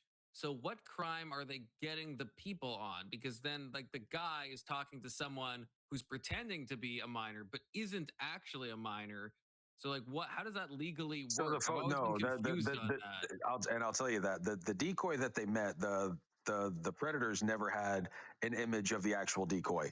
The images were always of children, typically of the production crew when they were 13, 14, 15. And then that's, if you ever remember on the show, they're like, "Oh, you look different than your pictures," was like normally the first thing every predator ever said. But then what's the crime? What's the specific crime? Because they're not soliciting a minor; they're soliciting someone who's pretending to be a minor. Well, that's what I'm saying is that there's no crime by being there in person. The crime was to set up the meet and show up. The crime happened. Set up the meet with someone who, like, if Anson, let's say me and Anson are DMing, and Anson's like, "I'm 13," but he's Anson, so he's not. Is that in itself like what's the crime? What is the crime there? It's a I think that's the problem. Is that why is that why none of these convictions hold? Because there's not. Because I feel like it can't be soliciting because Anson's not a minor. So it's like, is it your intent to solicit a minor, or like what? How does that legally parse? It's illegal to do that. If you think that you're doing it, then that's the crime. Is that true? I mean, that is true. What is the actual? That is accurate. I mean, it's like setting up a drug buy. I mean, there's a lady who was who's convicted of hiring a hitman to kill her husband, and the whole time it was an agent. It was like a fake thing. Yeah, I guess as soon as that's true. That's so like they weren't actually a hitman, but they were posing as a hitman, and she went all the way through. Yeah, she went all the way through with it. Like that. I guess. So maybe that's probably why they involved law enforcement. I guess because I guess that makes sense. Once law, because I guess if I tried to sell fake cocaine to Anson, then I probably couldn't. There's probably no case there. But I guess if I was a cop and I tried to sell fake cocaine to Anson, then probably he's going to jail. I'm guessing. Yeah, well, something I like don't that. Do drugs, but that's. So there's your nightly lesson on how to corral immoral adults. You guys have me so nervous now to say any words. I'm tripping over my feet. Well, I don't think he's on TikTok. I think he's just trying to be. It's just there is, no, I know friendly. YouTube does. I mean, as Section 230 says, they do flag, unfortunately. For those groups, it gets weird, The dude, have you heard about? That's why people don't make content about this on YouTube anymore. Roblox, so here's the funny thing. Some of the places, and I've done a few interviews on bigger podcasts and radio shows. How old are you guys? Just for context. I'm 30. 32. Mid 30s, mid to young 30s, to be clear. Okay. 45. Okay. He's 45. Okay, I'm in the middle of all of you guys. I'm not 45 and I'm not 35. When we were kids, it was it was a guy in a windowless white van. So you only had like a 5 mile. It was a 5 mile radius where these guys had to, go out and actually, predate. That's the verb for the word predator. They had to go out and now with the internet, they like Roblox is a big one. Facebook, Instagram, Kick, believe it or not, is one of the biggest places that they find people. Whisper, if you're familiar with Whisper. Wait, Kick like the streaming thing, or Kick like KIK? KIK. Oh, okay, yeah. Yeah, I definitely believe that one. Yeah. Yeah, they had lots of. So is the Kick streaming not affiliated with the Kick Messenger app? Yeah, totally different things. Different, oh, okay, good. It was funny because some of the pred catchers actually went on Kick, and I'm like, that's weird. We're using the same platform that we catch people. I didn't. I'm a bit of a boomer. Yeah, I had that app when I was a kid, like when I was in school or whatever, like, and then I learned about some of this stuff later, like as an adult, and I was like, oh, okay, well, I guess I got to delete this shit. I don't even want it on my phone, like. Yeah, I feel like I've only heard about kick as in KIK in a negative context. Like probably 99% of the times it's brought up. It's in like yeah, we just had like a group. We used it like Discord. We have a bunch of gamers at the school, and we all had a group together. And then like we graduate and all this shit starts coming out, and we're like, all right, sorry guys, we're deleting the group. I mean, I watched a video that Discord is a big thing now for the same thing. I don't know. Oh, yeah. Dude, I don't know if you know about this. But No, that's kind of that's a moot point. That Telegram's the big one. So everyone now is going after the CP distribution people. That seems to be the new. When I was doing the pred catching back in the day, it was still kind of new. So people just, the voyeur and all of us wanted to see these evil people be brought to justice. And now, Alex Rosen's probably caught 600, 700 of them. CPP, Colorado guy is caught. Tommy's caught probably 600. We've seen this happen thousands and thousands of times, and we've gotten desensitized where now they're trying to, like JDon and Vitaly, they're trying to sensationalize this content. And I never made money on it. Like I never monetized. Is it Vitaly is like filmed like beating a woman, right? No, he didn't film it. He right now. He is, yeah. No, he didn't. They didn't film that, but he is on body camera because he like was tripping mushrooms and he like fucking attacked some lady in South Florida or some shit. Okay, crazy. And Bonnie Blue's in prison in Bali, so moment of silence for. Yeah, but aren't they fucking letting her go? Didn't they say they were gonna just deport her? Yeah, it's such bullshit. But I mean, they can keep her. The last thing I heard about that was that basically they're gonna deport her. They're gonna deport her in like 7 to 12 days or some shit like that. If you guys want to see somebody who's a really interesting supporter of our movement, have you ever heard of somebody named Jeffree Star? Yes, but I don't know. Jeffree Star. I don't know if they're trans. It's a dude who dresses like a lady, but he, she, they are like with Shane Dawson. Yeah. They are. This person is like the most anti-woke, anti-PDF file person on the internet. So Jeffree Star is definitely a friend to the movement. So is Blair. So is Blair White. And Milo Yiannopoulos for that matter. We've had a lot of like really. Big J Okerson went on a catch with someone that I know. If you know him, the comedian from Legion of Skanks. Oh yeah. Yeah, Big J Okerson went out with DAP. That's Dads Against Predators. That's Josh and Jay from Ohio. Like my pocket of the internet was like it was funny. It was really small until about 3 years ago. No one even knew that this corner of the internet existed. And then that EDP guy got caught, and every fucking psycho from YouTube found our corner of the internet. Now, can you fill me in on the EDP situation? Has no one ever heard of EDP 440? I have. Oh, yeah. I haven't. He was a Philadelphia Eagles fanatic. He was a big, heavyset guy. I don't know, maybe 390 pounds. And he went to meet a 13 or 14-year-old fan, and he's like, "Oh, I was just coming to get a cupcake." Just coming to get cupcakes, man. He was probably making 40, 50 grand a month on social media. And he actually wound up getting caught a second time by Gideon and Skeeter Dean. So that Gideon's channel is actually called EDP Watch. So that was the one, and that was done by Alex Rosen and a guy named Ghost CC Unit. They got him together, and that was I'd say that was like the first viral predator exposure. Like that, everybody in the world knew who EDP was for 6 months. Okay. Yeah, he was the closest thing to a celebrity that anyone's ever caught. Yeah, I knew about that one, and I didn't. But I like from it got to me because of just how viral it was. Like I didn't actually know who EDP was, even though I guess he was pretty popular on his own. I didn't know who he was, but he was the first. He probably had 2 million subscribers. Yeah, he was. I think that's why it went so viral, because all of his fans saw it and picked it up because they're like, "What the fuck."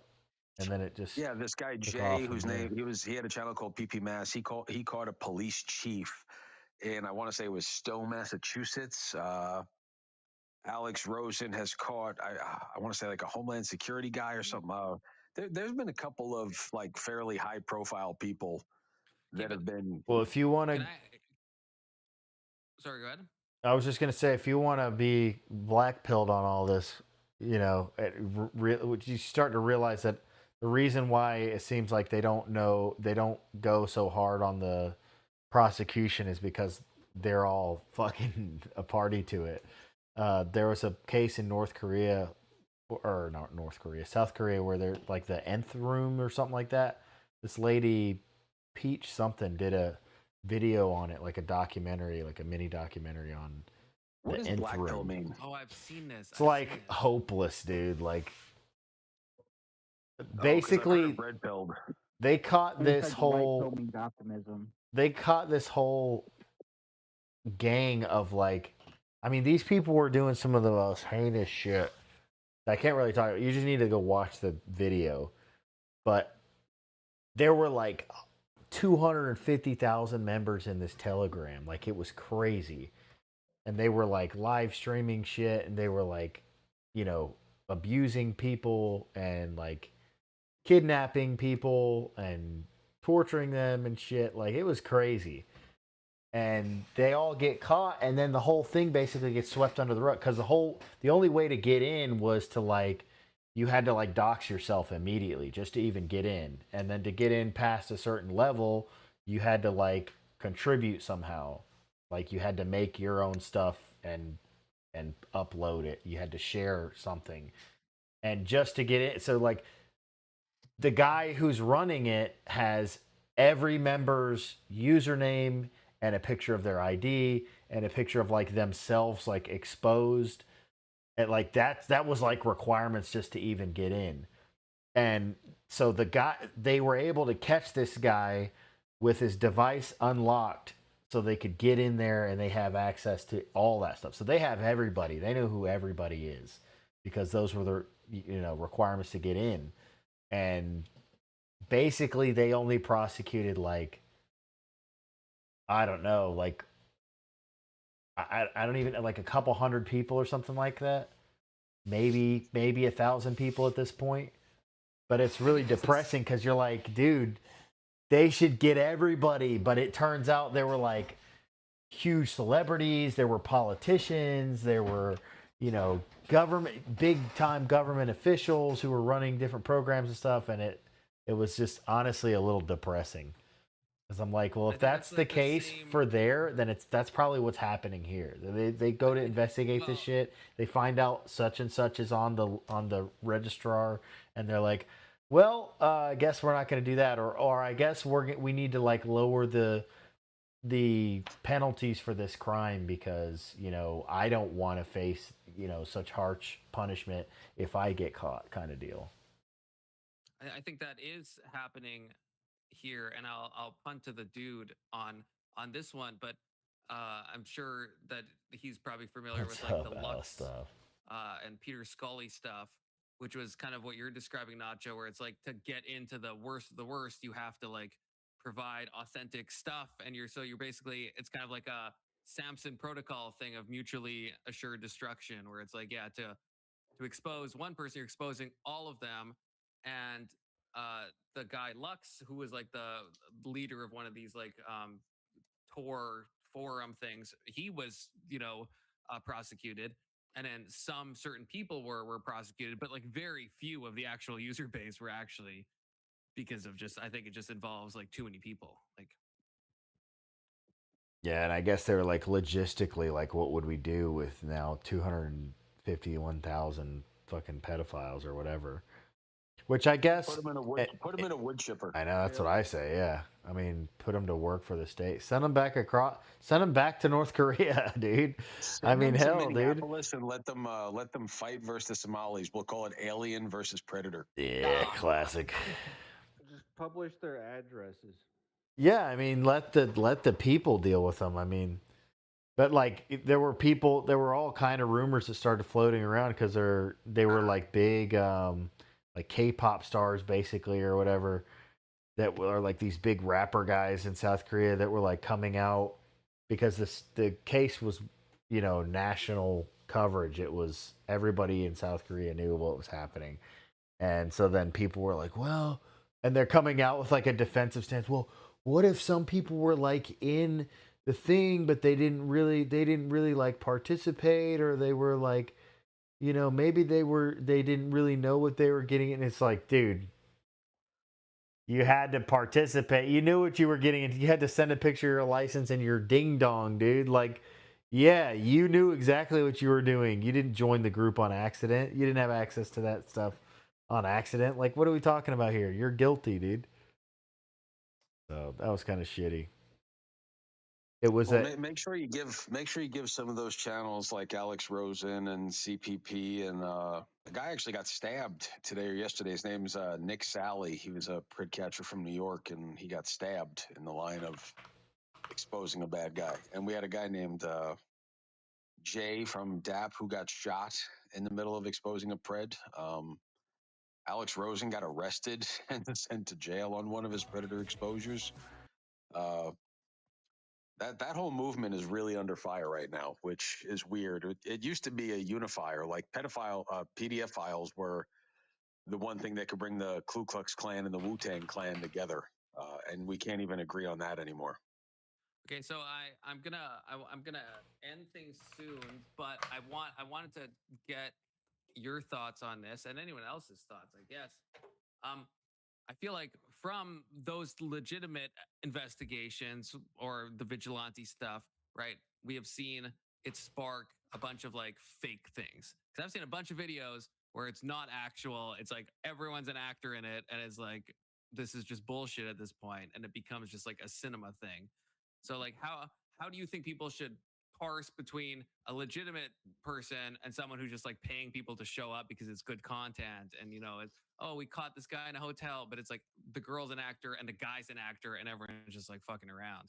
Like, how do you think that is a destructive effect? Well, I think you would, but how do we separate those things? And what do you think of how much money would it take you to pretend to the fake? How much money would it take you to pretend to be one of those guys? Like, I can't imagine. I think there's a lot of people really down bad that will do a lot of stuff for like $500. Like people that are like people that are addicted, people that are like homeless. I think absolutely. I think you'd be surprised, or maybe you wouldn't be, about what people will do for as fucking so $50.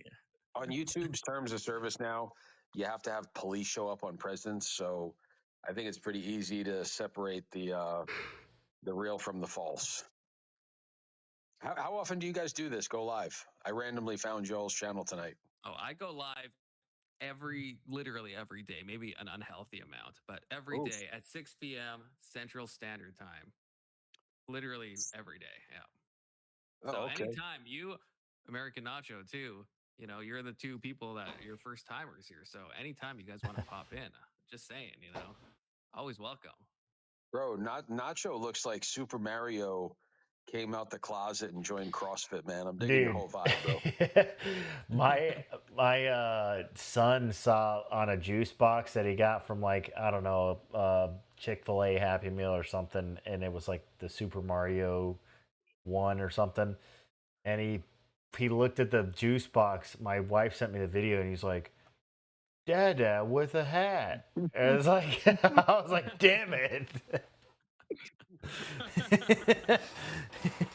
Well, I'm glad that I found your guys' channel. The conversation was predominantly productive. I'm sorry that I ruined it with all my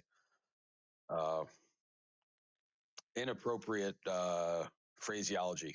No, you're good. And one thing that to know about my channel, it always starts off in one direction, and at a certain point, it dives completely. You should change the name of the show to "And We Digress."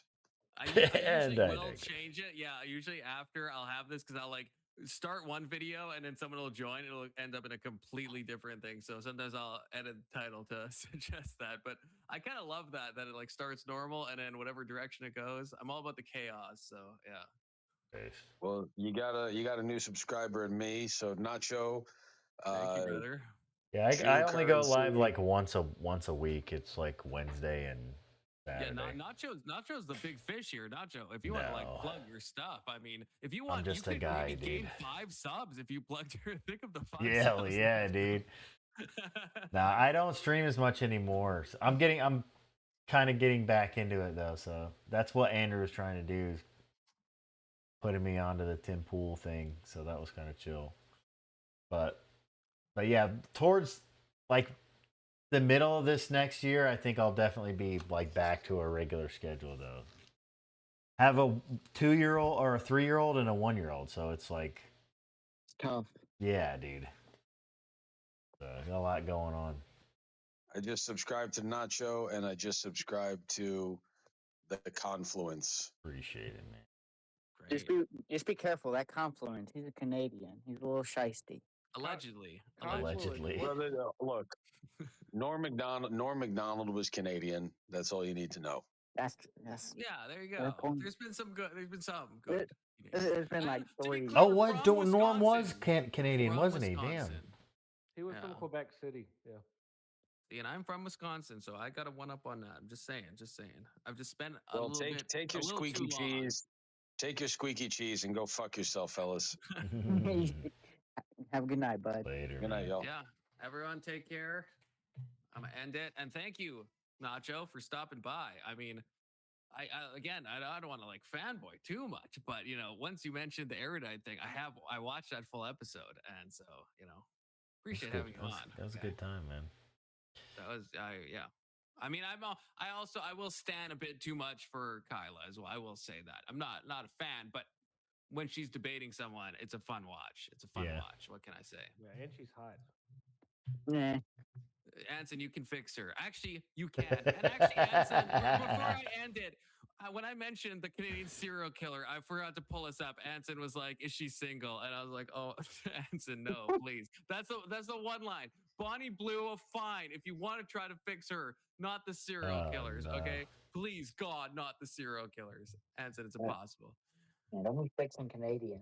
True, Lester. But yeah, okay. 07s to y'all. Thank you, Anson. Thank you, Big Soda. Thank you, Nacho. Right, have a good night. Later, you guys dude. take care. Well, that was chill, dude. Not necessarily what I planned on doing. I was actually trying to play some video games, but kind of chill. And that's probably it, to be honest. Holy cow, having my camera. Oh, no, it's fixed. So that was it. I mean, we didn't finish. Thanks, Alessa. Yeah, so we didn't finish the debate again, dude. Not that I tried to do it myself and do a review, but I couldn't make it all the way through. It was just too much yapping, dude. I couldn't stop myself. And then we did it again tonight because there's a bunch of people on. But I was gonna play video games, and then I saw that, and I was like, let me just go kind of panel crash or panel hop a little bit. There was an invasion. I was gonna do some of the. I was gonna do like some invasion, the Andrew Wilson invasion sniping, but whatever. We just kind of roll with the punches. So, but I'm gonna go to bed too. Pretty chill. Thanks for stopping by. Sorry you missed most of it, but it'll be on YouTube. We'll catch you later, dude. Thanks for stopping in. It was good to see you again. Yeah, we're doing Wednesday and Saturday. I'm trying to make sure I'm doing Wednesday and Saturday. Probably 9:30 both days. 9:30 definitely Wednesday. Like at the latest, definitely I'll be on by 9:30. And then Saturdays, it's just kind of like winging it a little bit. I might do an afternoon stream. I might do a night stream, but I'll just be I'll try to post about it on Twitter, and I'm trying to make sure I post it in the Discord and stuff. So graduated, so I might be streaming more myself. Nice. Well, I wouldn't. Well, depending on what did you graduate? Did you graduate college or did you graduate? You're not that young. You had to be college, I guess. Yeah. I don't remember now. Okay, good. I was gonna say, look, if you're going into college, just hide your power level, okay? Don't even worry about getting into politics or anything really at all. Probably, honestly, if you're still going into the job market. Maybe you are, yeah. I'm 32. I never know, dude. I can't keep track of everybody, dude. Some guys were pretty young. I was in politics until I was doxxed. Yeah, see, I mean, this shit happens, so. Damn, what did you do? Fuck have you been doing? A doctorate?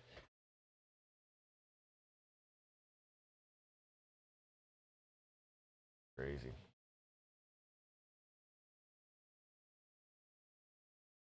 One year older, dude. Yeah, that's crazy. Self-paid through school, so it's taking me time. Yeah. Kind of crazy, though. Kind of crazy. That's pretty impressive, though. You paid your way through, though. That's good. Now you're not going to have fucking 60 years of student loan debts to pay off, so. Yeah, that's crazy. Well, I hope it pays off, dude. Hope you picked a good degree, something that makes you some money. All right. Well, I'm going to get off of here, dude. It's good to see you, man. RN. Oh, that's not bad. I mean, that's chill. Just don't expect any of the women to settle down, okay? Nurses are a problem, okay? It's a serious problem. They have the highest rates of their hollows that come from strippers. What? The medical field since 2013. Yeah, that's crazy. Yeah, that's what I wanted to do at a school for a little while, was go into nursing, so feel that. But now I manage an auto repair shop, so I mean, it's totally not the same. But I mean, I guess still kind of helping people based. So. All right, seriously, I gotta get out of here. Appreciate you stopping by, man. Catch you definitely Wednesday, if not randomly.